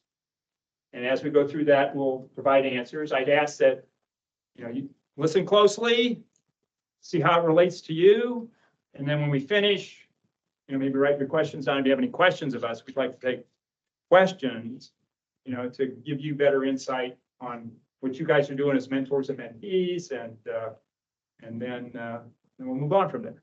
So with that, Dick. Great, Mike, thank you. And Louise, you'll let us know if there's some questions in the chat. Mike Effie, let's get to know your audience a little bit too. If you're currently a mentee in P3S, raise your hand. Great. If you've ever been a mentee before, raise your hand. Excellent. If you're a current mentor in P3 or P3S, raise your hand. Wonderful, you all were here. And if you've ever been a mentor in your life, raise your hand. Wonderful. So great. So we've got Mike and Effie here. We're going to do a little bit of a tag team and then a collective team, right? And as Mike said, if the thought moves you, if the question moves you, please raise your hand and get your question in here. Mike, I want to start with you. What motivated you to be a mentor? Say something about that. Thanks. Yeah, so throughout my life, even as a little kid, I've always had people in my life who have really, back when I was young, I wouldn't have called them a mentor, but I've had people who have taken the time to, share their life with me, to give me guidance, to come beside me, to help me through problems.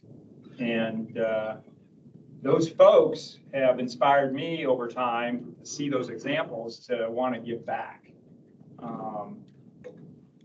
One that stands out to me in particular was one of my friends in high school. His father was stationed at the Rock Island Arsenal. He was a West Pointer.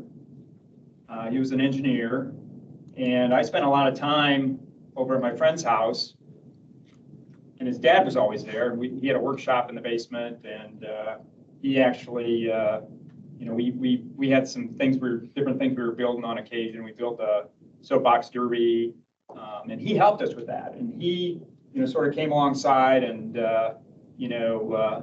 started talking to me about West Point. And he actually had some cadets that came, I guess, to the Quad Cities, and he connected me with them. But he always set a good example. He was always very disciplined. His workshop was always very neat and organized, and there was just something about him that inspired me. And that impact from the time I was a kid, it led to me actually going to West Point. I went to, he ended up telling me about a workshop when I was a junior in high school, and so that's probably why I didn't go in the Navy, is because I had this neighbor, and I went to West Point for this workshop when I was a kid, and saw a lot of folks there that inspired me too. But that, and then my career in the military, the officers I had that were senior to me, and then even as a civilian, and I'll talk about this in some of my life lessons, the secretaries I worked for, to know them personally, to see senior leaders like that and see their example. It's just always been an inspiration for me to give back and to make a difference in other people's lives, because people have done that for me. They made a difference for me. Thanks, Mike. Effie, over to you. What inspired you to seek out a mentor? And if I can throw a combo, what were some of the qualities you were looking for? So what inspired you to seek out a mentor, and then some of the qualities you were looking for? Sure. So realizing that you can't really grow or expand your horizons unless you're open to seeking advice and other perspective. And I think a lot of folks, when they spoke earlier about their examples, being open to other perspectives can help you really grow. Learning from someone who's been around a lot longer, has had many more experiences that I would have had. You can always learn something from someone and from a specific situation. And as Mr. B indicated earlier, we got paired up through the Defense Senior Leader Development Program, which had a different process. Essentially, the whole cohort, we got handed 30 bios. And it's like, here you go, you got 48 hours to give us your top 3. And then they would do their best to give you your top, pair you with one of your top 3. And for me, I've been my entire career contracting, acquisition. So certainly when I was going through the 30 bios, I was looking for someone who was not in my series, because how is that going to help me? How is that going to help me grow or view a different perspective? Looking for someone who really had done a lot of different things in their careers. I connected from the military perspective, since I had been downrange multiple times. But as Mr. B indicated earlier, he served under 5 SecDefs. I mean, stop and think about that. Like, what tremendous different experiences that person can offer, right, to you. So really was looking for someone who complement my skill set, help me grow. And just on another, personal note, because we were definitely strategizing with the rest of my cohort, because there was, 29 of us. And I will say that a lot of the females who were part of my cohort, they were really looking to pair up with another female executive advisor, because they felt it would be a lot easier to talk to. It would be a lot easier to relate.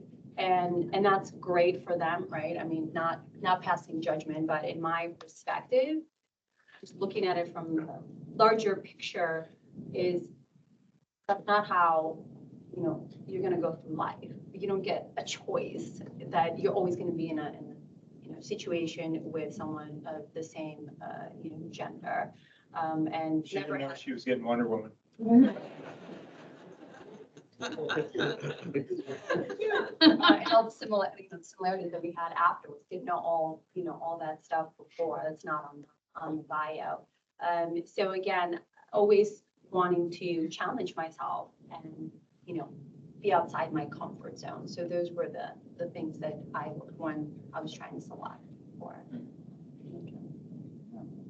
So if you got to look at all these bios and make a selection, Mike, you didn't get to do that, I'm guessing.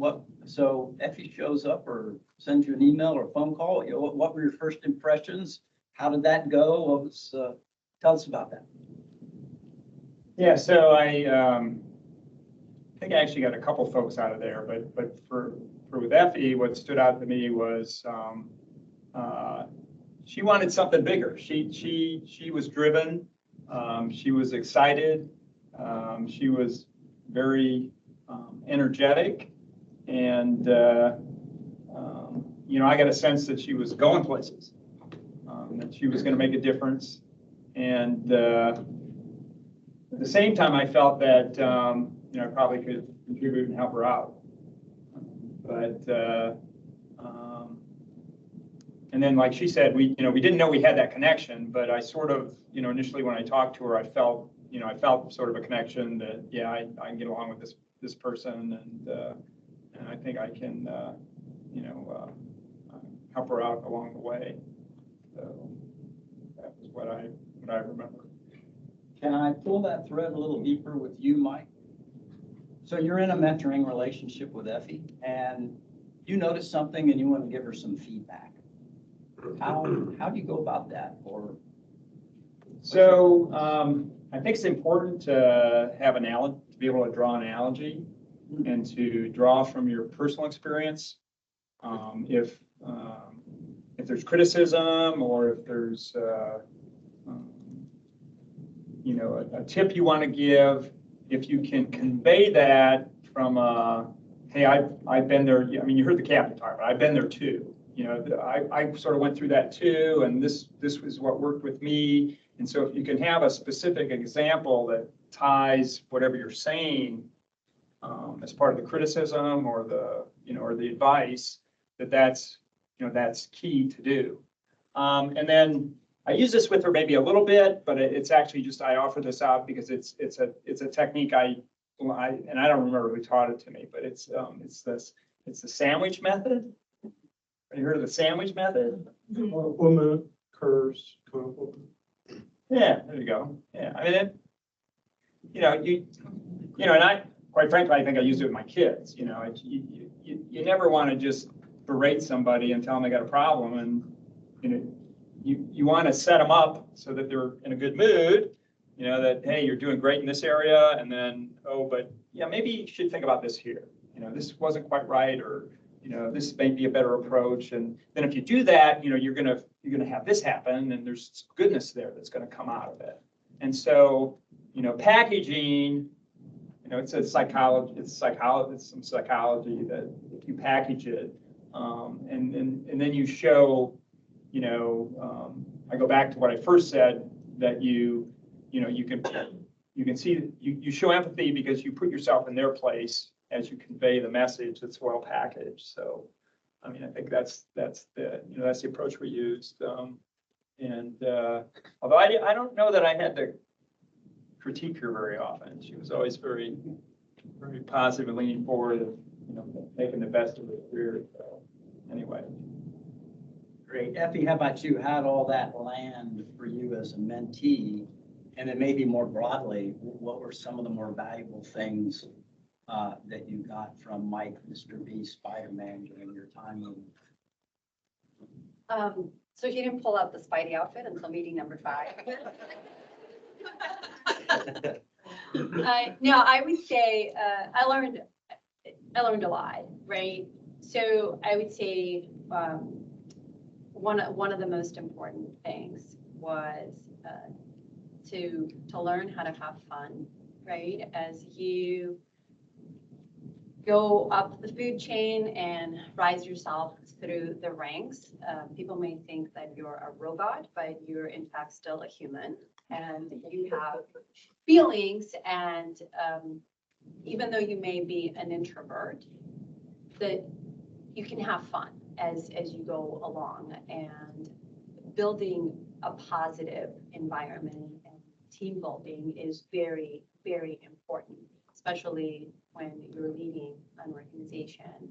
So seeing him in a Spidey outfit or Christmas elf outfit really helped put more of a real spin in that, and that it's okay to let your guard down and people see that you are vulnerable, and then you can build stronger relationships, and then you can better relate. I would say one of the most vital lessons too is the importance of networking. It's who you know, how you get stuff done, no matter what. And it's a small world at the end of the day. When it's out there, it was in my first year when I applied for my first SES, and I got a great reference from one of Mr. Brune's colleagues who knew a person who was on my panel, right? Again, when people are calling around and trying to check up on you, you don't know who they know and who they also know.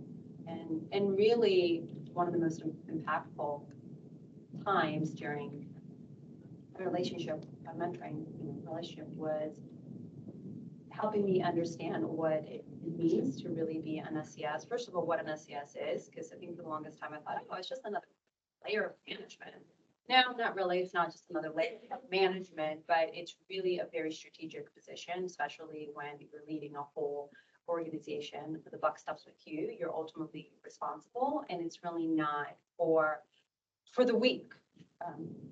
No matter what you may think, but it depends. You're shaped by your own experiences and around who you have been exposed to. But really teaching me what it means to be an SES and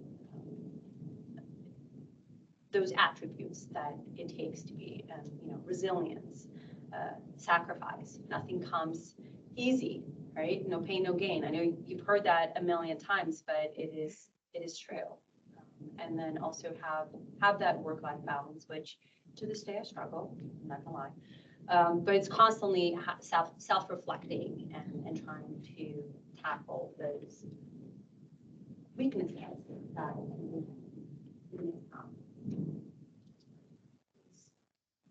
So I'm going to ask sort of a move into some of the structural questions, but if something comes up for you, resonates, feel free to raise your hand and make it personal. Can you all talk a little bit about the structure? Like, how did you set up your meetings?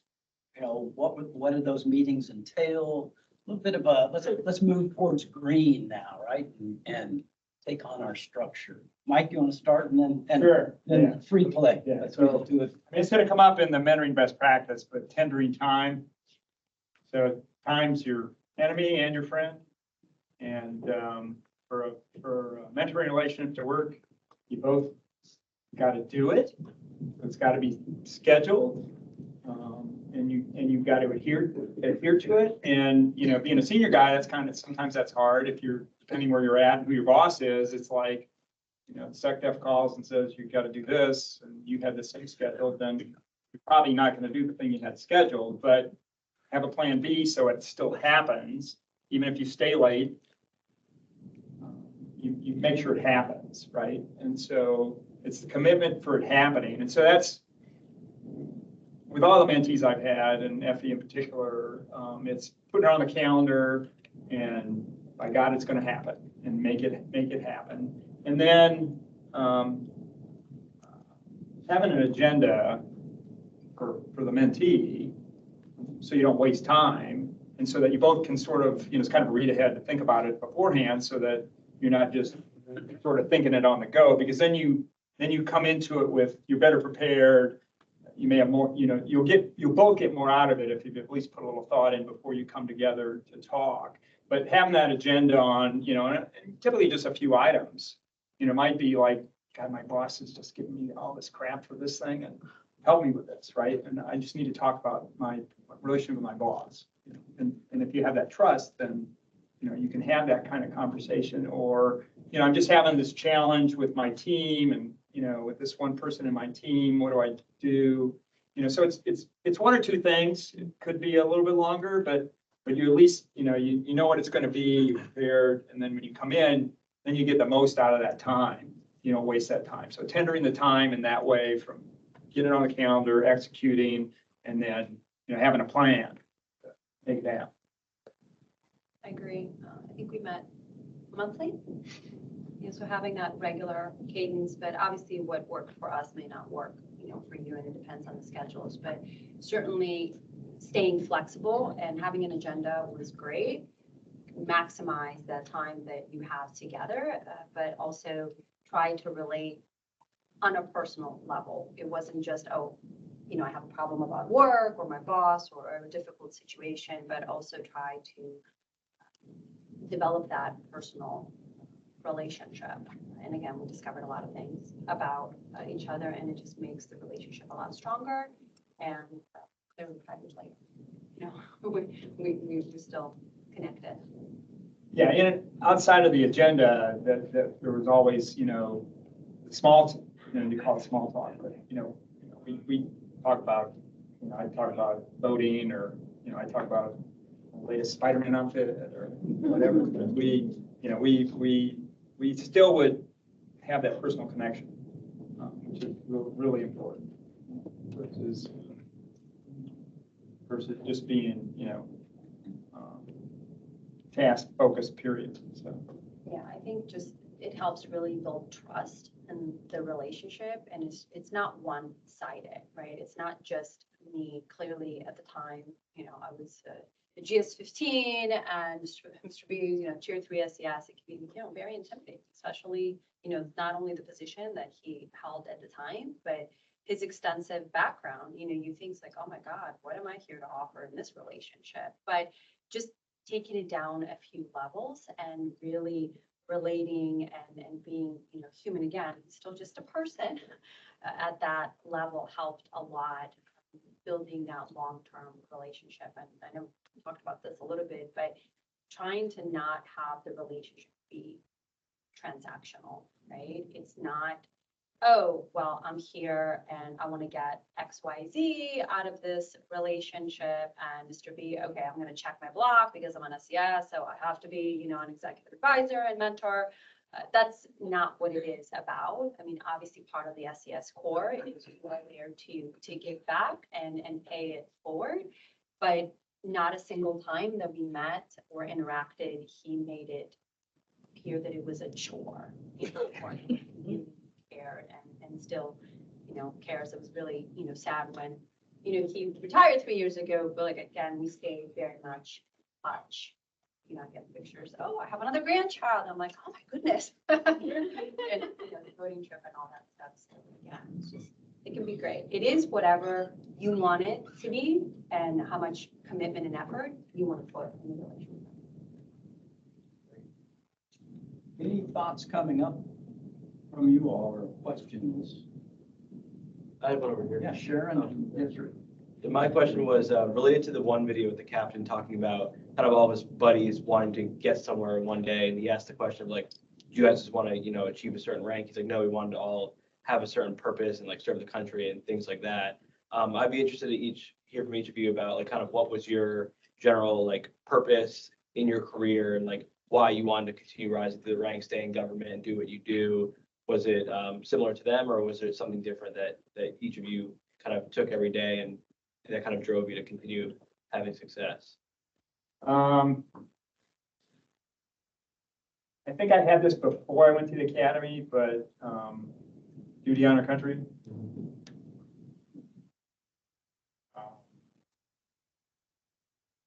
Just wanting to serve. I mean, I think I'm blessed with that. My spiritual side says I'm blessed with that I want to be a servant. And so it's that thing for me, like a calling, it's been my whole time, it's been a calling. Now, I didn't mind the pay. I'll be quite honest, I didn't mind some of the prestige that came with it. I mean, it's nice to be the big guy, but when it came down to it, it really was, the feeling I get from people, winning, and being successful, and also, to this day,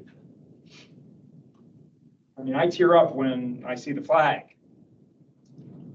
I mean, we've been like 6 months at this marina down in New Bern, and they have like a 70-foot flagpole. When we got there, they have a 70-foot flagpole. And when we got down there, there's no flag on it. It's lit. And it's like 10 minutes from town. The marina we stayed at this time was a little bit out of town, but short trip to town. But you could see it from town. You could see the flagpole. It was lit at night, but there's no flag on it. I bought him a flag. I mean, I said, where's the flag? Well, the last one got destroyed in the last big storm, and we just, the company's not buying one. And I'm like, that's not right. And I got on Amazon in like 2 days. It was a 20 by 30 foot flag. And then you get on my YouTube channel, I got a video on there of us hoisting it with the flag, with us hoisting the flag up, and it was a beast. And then after that, I flew. I have a drone, and I flew my drone and took video of the flag from different angles overlooking the marina, flowing in the air, and that. I felt so good about that, and that reflects, really why. Still. No, that's a great question. I will say it's definitely not the money. Because then obviously you make a lot more, being in the industry. But I will say I didn't know at the beginning of my career that I wanted to be an executive. And to be honest, when I got done, with school, it was a couple of years after, 9/11, so economy was really, really bad. So I was very lucky to, get a job as an intern, and then it was just a job. But, throughout all my experience, we've been really going downrange and relating and working close to, with the military, just realize that you can offer a lot more and influence greater as, you go up the chain. You can influence and affect change at every level. I mean, don't forget that. It's just the impact. You can have a much larger impact as you go, up. And this country has given me a lot.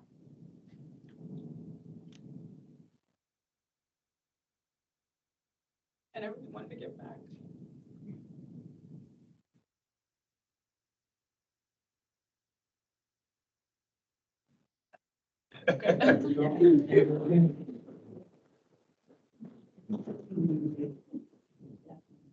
I find that I've been both a mentee and a mentor, and I have learned from my mentee as well.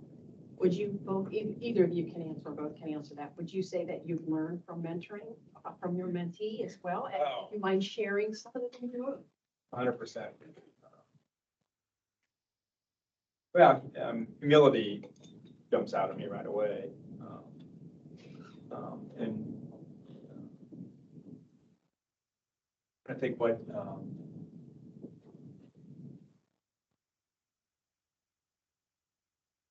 something comes to mind to you. I think looking at myself differently. I think the mentees I've had, have sometimes challenged me, especially if they've had a particular problem I haven't come across before in dealing with people. And so, I've always, it's a reciprocity thing, both sides. It's one of our best practices here is, you can learn from anybody. Everybody's got something to offer. And so being open to the fact that you can learn from each other is the first step. And, for me, the structural side of things, although I think in my early career, I was very structural and disciplined. My wife doesn't know me now. She says, to kind of come out of the box or whatever with being as expressive as I am now. But I think, there were a few things in contracting, which was good. I think that helped me here too.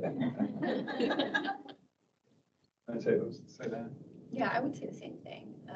Just encountering different situations that, the team will, bring up, and then how they potentially may have handled the situation, and then putting yourself in that situation, even if you hadn't encountered how you would have, acted. Again, it's another perspective in trying to put yourself in their shoes.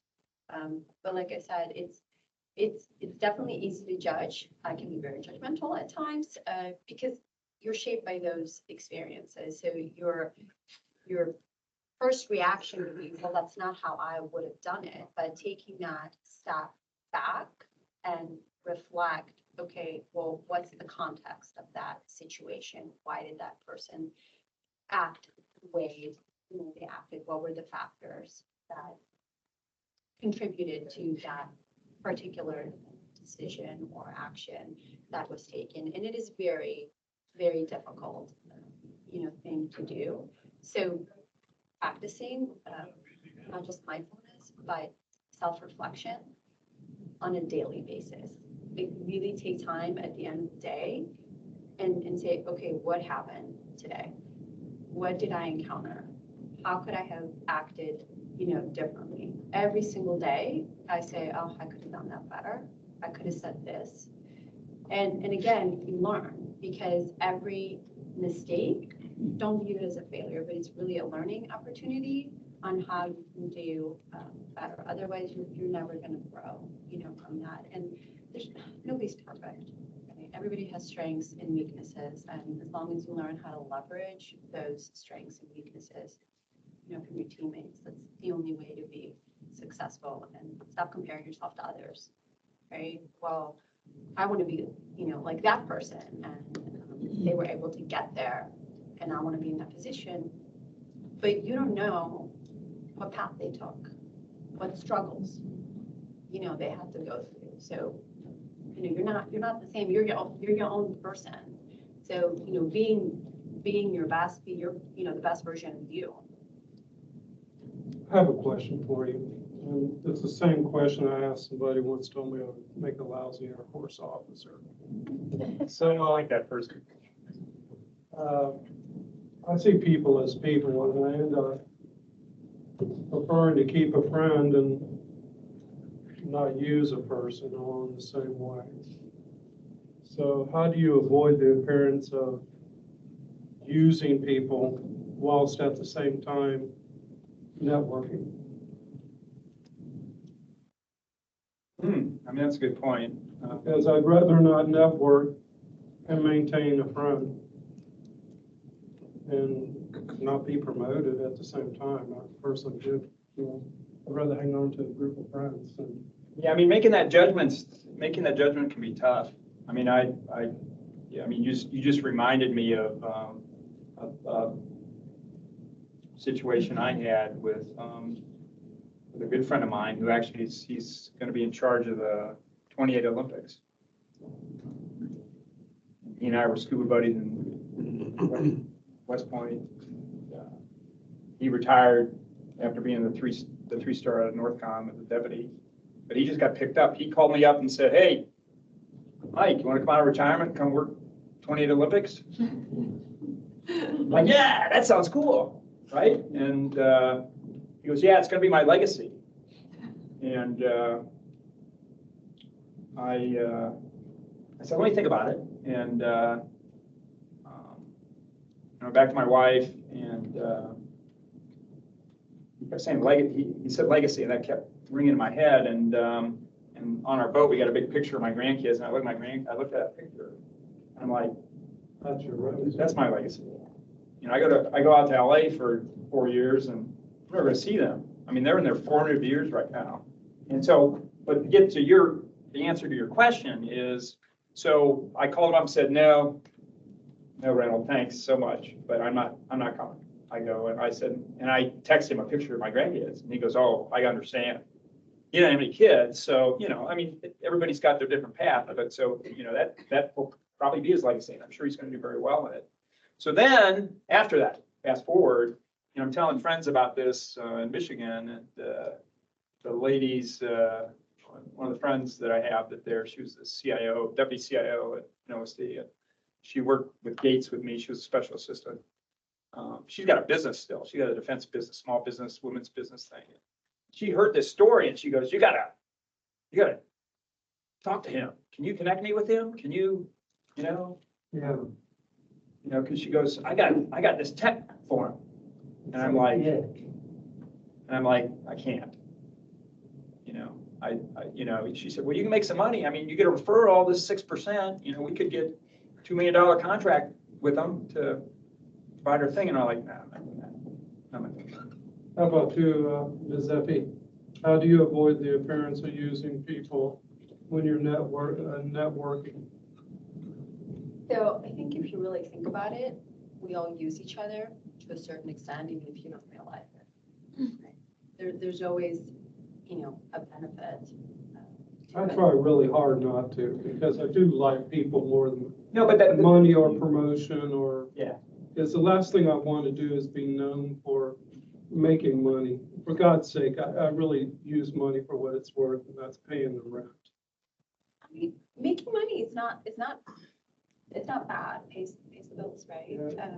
But I think just staying true to yourself, but also realizing that you can't do it all alone. So you're going to have to leverage people or a situation to get what you need, and other people are going to do the same thing. And I think if you just try to look at the positive out of each situation, and maybe it's not instant, but then maybe down the road, without, you know, challenging your integrity, of course. What's yeah. I mean, you know, she said transactional. So I don't think it's using if the friendship is such and the relationship is such that you're both on board, that it's okay, that there's no, you know, you don't want anything illegal, for sure. You know, you don't want anything immoral, but you know, if it's, you know, my just recommendation to my friend that she's a good person and she would make a good SES. There's nothing wrong with that. Right. And for him to mention it, you know, if the board called him and said, hey, what do you know about, because that happens all the time with promotions and with job selection, is, you know, there's references on your thing you submit. And so people are going to call. And so those connections, they're a reality of the world. And I don't think there's any, if the relationships between the individuals is clean, and the passage of information or whatever the favor is, if that's clean, I don't see any problem with it. The problem where I would have a bad taste in my mouth is if, you know, once it's done, your relationship ends, right? If the relationship ends, then yeah, then that's kind of weird. I mean, that's cold, you know, and that's really the test, I think, is if your relationship endures and there's no fallout from it that anybody has, or nobody, you know, everybody benefits from it at the end of the day, then I don't see any problem with it. Yeah, I mean, that's why we didn't stop being I'm mentor-mentee. not pointing my bony finger at you two. Oh, yeah. Don't get Yeah, me wrong. yeah. No, we All know, right. but This it's is just, my fault. I'm Yeah. asking you to mention. Yeah, no, great question. No, I hope that answered it. Going along with the networking, and you had mentioned the importance of networking. oh, yes.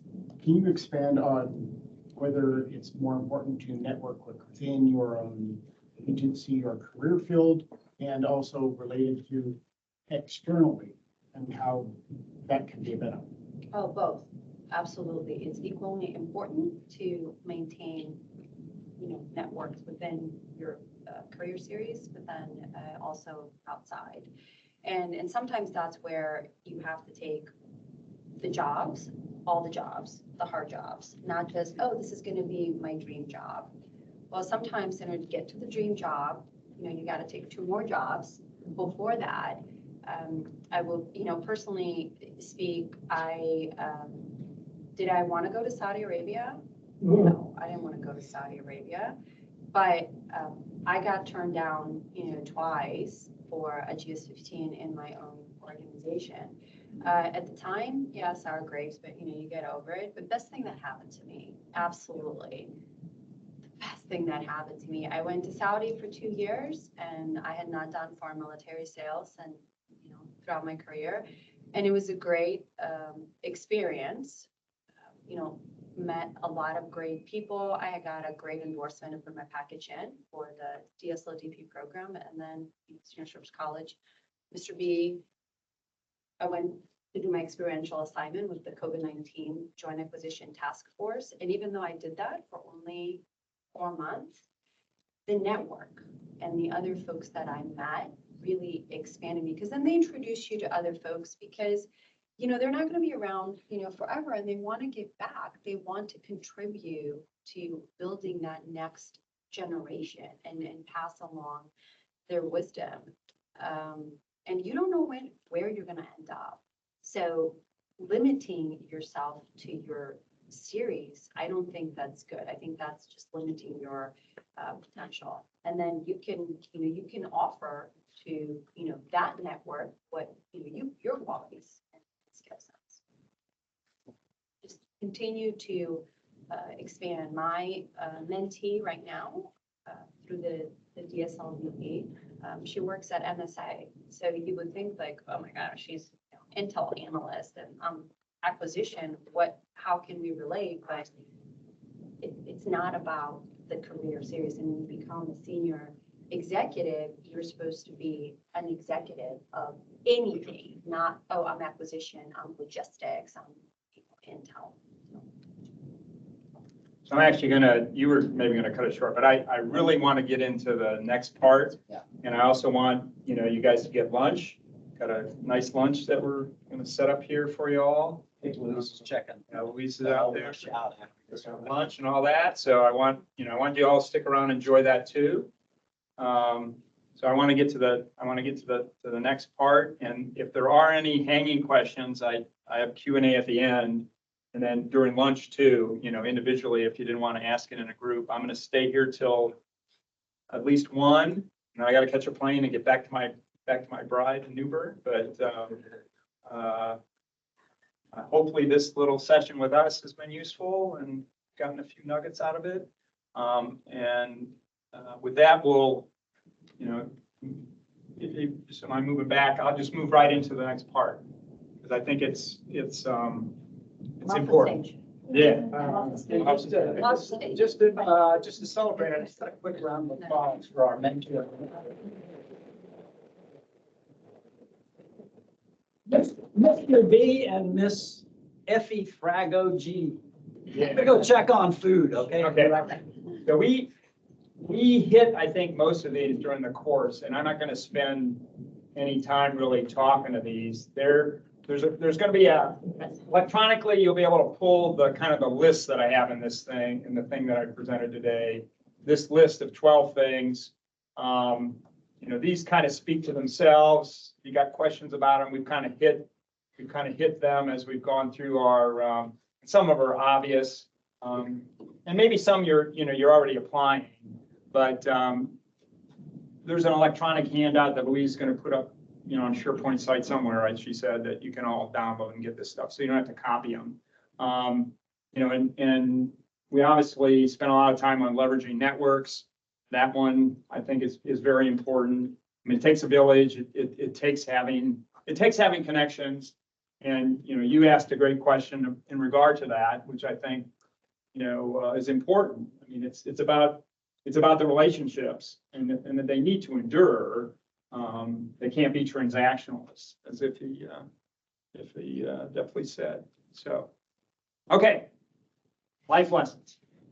My preamble to this is I'm going to make some of you uncomfortable.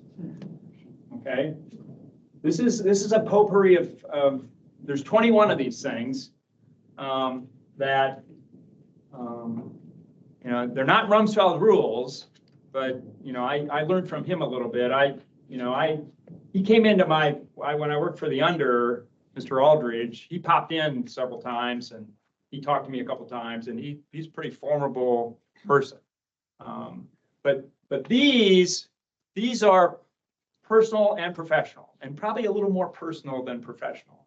When I was exec sec, and even before then, but when I was exec sec, I oversaw the Army intern program, 30 majors every year. They get split between the Joint Staff and OSD and have jobs. And one of them would be on my staff with my, I had 4 colonels working for me too as an exec sec that from each service that managed the portfolios, helped me do that for the secretary. But I had an Army intern. The Air Force had some other thing going on, and I'm not sure about the other services, their intern programs. But these 30 I would talk to every year for those 7 years, and I had a list of things I would cover. And many of the things in here were things I covered. The other place this comes from is when I was also executive secretary, once a month, the OSD Action Officer course was held at the Mark Center most of the time. And I would go there on the secretary's behalf and talk to them for, probably 45 minutes. And I would share, this list evolved over those 7 years, and I would share these things with them, some of these things. And so here we go. These are kind of in priority to me, okay? And you probably get it. And I may tear up here a couple times, so it's just the way I am.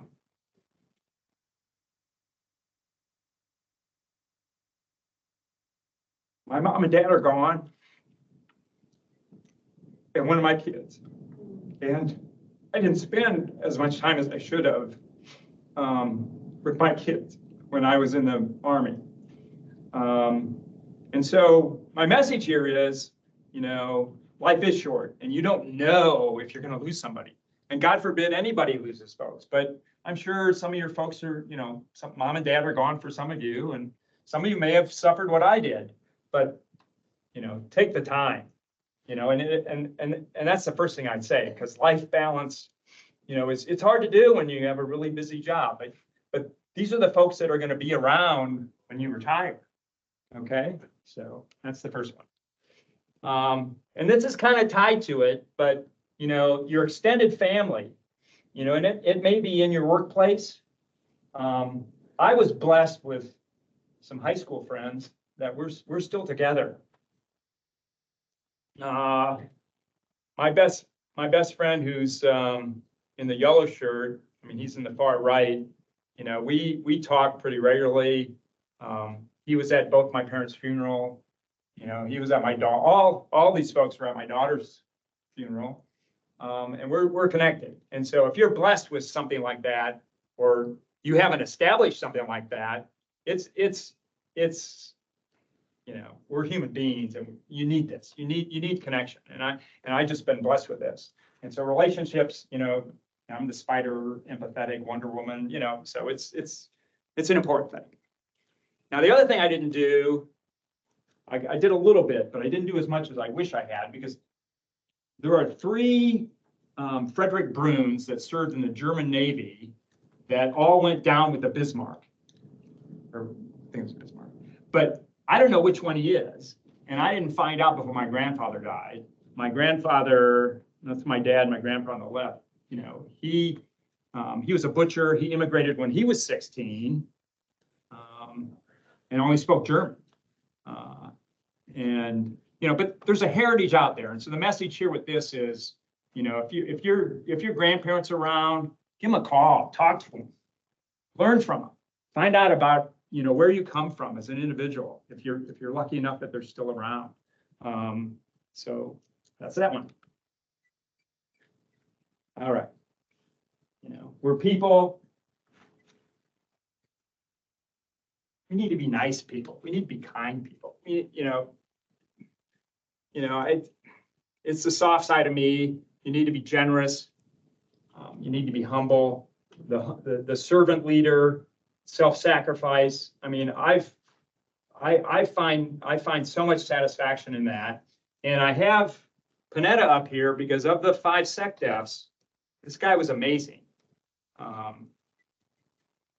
About once a month, sometimes twice a month, he would have lunch with his staff. I had lunch with him down at Ground Zero, been in the Pentagon, and we shared bratwurst together. And he would just ask about me. You know, how's your wife doing? How are your kids? What's up with you?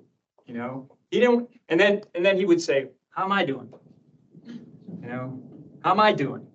You know, and I mean, you know, someone in that position to ask those kinds of questions and to, you know, do that sort of thing. That's the kind of humility that folks should have. And, you know, that's one example to me. You know, that we talked about examples before when we were doing the interview. Okay. It's a great book. I think when I went through FEI, the Federal Executive Institute, I think I picked up this book. I wish I'd had it earlier in my life. The list on the right, you all probably have these out there. You all have a conversation that you need to have that you haven't had, right? Just think about it. It's somewhere on that list, you know. Right? Might be your spouse, you know, doesn't, you know, whatever the issue might be, right? There's something out there that you need to talk about, and you shouldn't put it off. Don't procrastinate. Please don't procrastinate. Oh, yes. We all actually have access to this resource in our learning management system. If you search for Crucial Conversations, you'll get, I think we have the audiobook and the online book as well. So you can go look at this afternoon if you'd like. Perfect. Yeah, so, you know, run down that list, and you probably have something, on there. And then the one that I will highlight that, you know, I should have done with my parents before they passed was, you know, so, you know, how do you want to be buried? What do you want at the end? And that's a hard conversation to have. And the sooner you do it, it can be easier. I mean, you know, I know that some won't want to have the conversation, but, you know, life ends for all of us. And that's a conversation to have, you know, to find out. And make sure you got a will. Hopefully you all have wills in the state that you're a resident of. You know, I learned that one too. You know, what's up with your wills? Make sure those are current. But yeah, don't delay. Have the conversation. Okay, this is a good one. Like weakness, folly, failure also. Yes, failure most of all.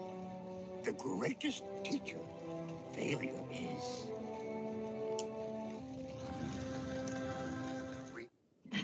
Yeah, Jedi. Yeah, got to take risks.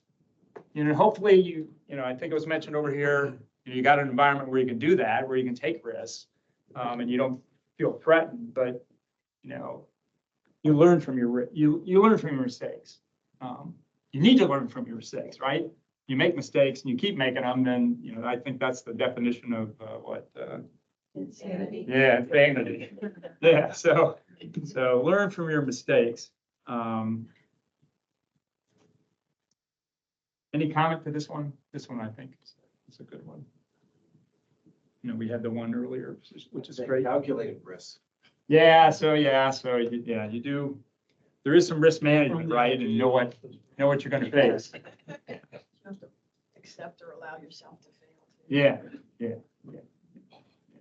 Yeah, and I mean, you know, that, I think my mother taught me to be a perfectionist, and it took me a long time to not like lose my mind if I made a mistake, right? I mean, I get so consumed with it if I didn't do well on a test.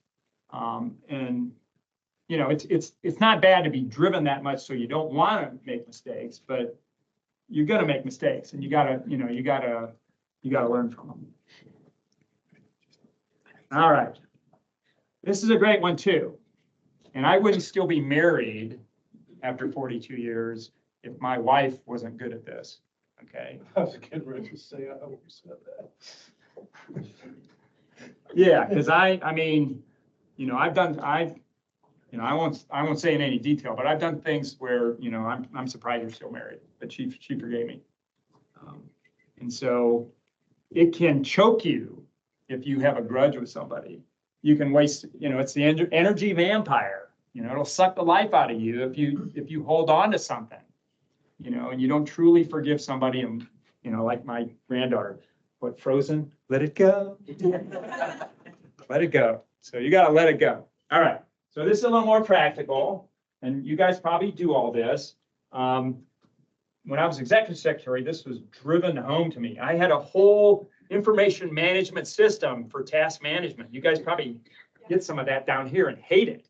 But having some tool, you know, and you got great electronic tools, but having a tool and suspensing yourself, you know, and if you're a leader and you're a supervisor, having a tool that suspenses your subordinates to accomplish a task by a certain time, it's the best forcing function. Even if you don't make the suspense, you know, putting that mark on the wall, planting a stake in the ground that you're going to try to get there by then, you know, helps it happen. And so just have a tool. Just have a tool. That you know, and that made a huge difference for me all my career. Whether, you know, I was using a, you know, BlackBerry with a little list thing, and, you know, I can't have my smartwatch in here, but I actually have a to-do list on my smartwatch, even retired. A lot of maintenance on a boat anyway. Okay, all right. Now some more practical things. Hopefully all of you don't carry a credit card bill. Don't have to raise your hand. If you do, figure it out and get rid of it because it's choking you. I mean, with the interest rates these days, it's nuts. You know, and I learned that. I mean, I think the first 4 years of marriage, we had some sort of credit card, you know, bill always going, always a balance. But we haven't since then. And so, you know, it allows you to, you know, put more discretionary funds aside to save for your future, for your kids' future. Yeah, credit cards are great for miles, and that's how I use them now. We have a Bonvoy one for hotels, and we have Chase, I forget what it is for United Miles. And that's great. That's good. Get the payback, feedback. Okay. TSP. Max out TSP. Max out TSP. I mean, my nest egg, I mean, I have other investments, but the biggest part of my portfolio is in TSP. It was very, very, very good to me in the time, and I didn't have it when I was in uniform. So I had something like USP and IRA, and it was a bomb. It was abysmal. But that money's been reinvested, and it's pretty good now. I got a pretty good chunk of the portfolio in that. But TSP Beyond has been great. Low fees, and then once you're out, it's easy to pull money out. You know, I skim off the top. You know, so I got a big nest egg, and, you know, every 3 months I skim off. I've been able to. The market drops, you know, I'm not probably not, but max it out, and then plan for your retirement. So I think there's three courses for retirement. You know, there's an early one, mid one, and when you're getting close. Go to all three. Just at least think about it early so that you can think about all the things you have to do. If you're if there were any, I don't know if there are any grads in here, but you can buy back your time as a cadet if you're an academy person, which was great. So you get a little more time on the federal side out of that, which was a great deal. Okay, this story is nuts. Okay, so yeah, so hopefully you don't have something at home that looks like that, or your garage looks like that. Is that your stuff? No. So, and I'm guilty of, I have to admit, okay, I'm guilty of this right now because I sold my house and moved out of it. And, you know, we're planning to move into this place in Virginia Beach that we haven't lived in yet. So I have a storage unit, but the bigger deal with this is really what happened when my wife's dad died, now 3 years ago. And we went to the storage unit he had. He'd had it for 14 years. He'd been paying $250 a month for 14 years. Do the math. We threw everything away. We went back there and nobody wanted any of the stuff. We couldn't give away anything that was in there. It was old furniture and old books and, you know, junk by today's standards, unfortunately. And so don't do this. Purge regularly. You know, if you haven't used something in the last year, get rid of it. Try to give it away, try to sell it, but you know, all the Facebook marketplace, you know, and when we moved out of our house, we had a hard time getting rid of it. We gave away a lot of stuff, but yeah, don't let this one catch up with you, because then, you know, her dad left all this stuff for us to, you know, it took us a week or so to go through all of it and then haul the stuff to the dump and, you know, get out of that place. And then his mom's looking, you know, she said, how much did we spend on this? And she was like crying almost, like, we didn't keep any, you know, so, yeah. Okay. Gotta have fun. I don't know if Superman really did this, but ChatGPT is amazing. The image generator, it's amazing. And it made this one for me. Now that's me on the left on the Outer Banks. It's 38 degrees. So I really love kiteboarding. Yeah, that was like 4 years ago, but yeah. So, but you should have, you know, all work and no play makes Jack a dull boy. You know, you gotta have fun. Try to work it into your job. In fact, if you remember from the podcast, Daryl was pointing to his desk and saying, you know, can't differentiate between work and play. This is the actual quote from Michener, and I think it's a wonderful quote. If you're so blessed with, you know, sort of you're trying to fully actualize, if you can be in this place with the job, with the stuff you do, and the things how you play. It's great if you could, you know, you can't discern whether you're doing one or the other. I mean, I feel like I'm playing right now. I'm having a blast. You know, I haven't had this much fun in quite a while. And part of it's because I feel like I'm giving back. I really feel like, you know, you're learning something from it, and it makes me feel really good. Okay. Next few are all on health. Another podcast. I mean, this guy's Andrew Huberman. Some of you may be familiar with him. He's a little controversy recently, which I'm still siphoning through, but irregardless of that, he's a great podcaster. His podcasts are pretty technical, but he does talk, you know, at different levels. He's a neuro biologist by trade. He teaches at Stanford, and he's got long podcasts, but he covers a whole bunch of the waterfront, and I've got him a resource. And I'm not going to get into the details of this, but a lot of the food, when you go to the market these days, 80%, you know, I think 70 or 80% of it is not really healthy. You know, and the whole Ozempic pitch with losing weight, it's the wrong answer. It's not the problem. You know, and the pharmaceutical, you know, it's crazy that people are taking drugs to lose weight when really the problem is your choices of what you eat. And so if you listen to all this, you can catch up on it. But, you know, drinking a lot of water and eating non-processed foods, you know, next time you grab a bag of Doritos or, you know, Oreo cookies, look how much sugar's in there. And it's fructose, and it's really bad sugar. It really mentally, and I mean, it's just, you know, I could spend an hour talking about just this one. But, and then the alcohol side, I'll admit, I still drink alcohol on occasion, but since I've been listening to all this stuff and what it can do to you and your brain, the long term and everything, I've cut back. But there's a lot of good information in here, and you make your choices, but it's one of the things to look at. And the other thing that is, this has been life-changing for me and my wife, and she was way better at it than me, but sleeping is so important. It's your lifeblood. It's how your brain recharges. And, you know, it's got to be consistent. Try to do it the same every day. It's got to be really dark. Colder, the better. I mean, I freeze it. My wife likes it like 66 on the boat, and I'm like freezing. I have a knit cap on sometimes, but I sleep better because of it. So you want it cold. It's got to be quiet. You really don't want to be on your phone beforehand if you can help it. You don't want screen time. You really don't want to watch TV just before. You don't want to eat just before. But sleeping is so important. It's so important for you, what it does for your brain and your elasticity in your brain healing and your memory. But I'd listen to these things when you have the time. They're amazing. Fitness is great. I keep working out. I still try to run a few times a week, and I still lift weights, especially now I'm 65 and, your bone density, my wife's having that problem too. So she's got osteopenia and, so her and I, we try to work out together, and lift weights and still keep some muscle mass. And the older you get, the harder it is, but that's important for fitness and your mental health is better. Your emotional health is better, the more fit you are. This is a great one, and this is hard for folks, but sauna for 3 days a week, 20 minutes, 170 degrees.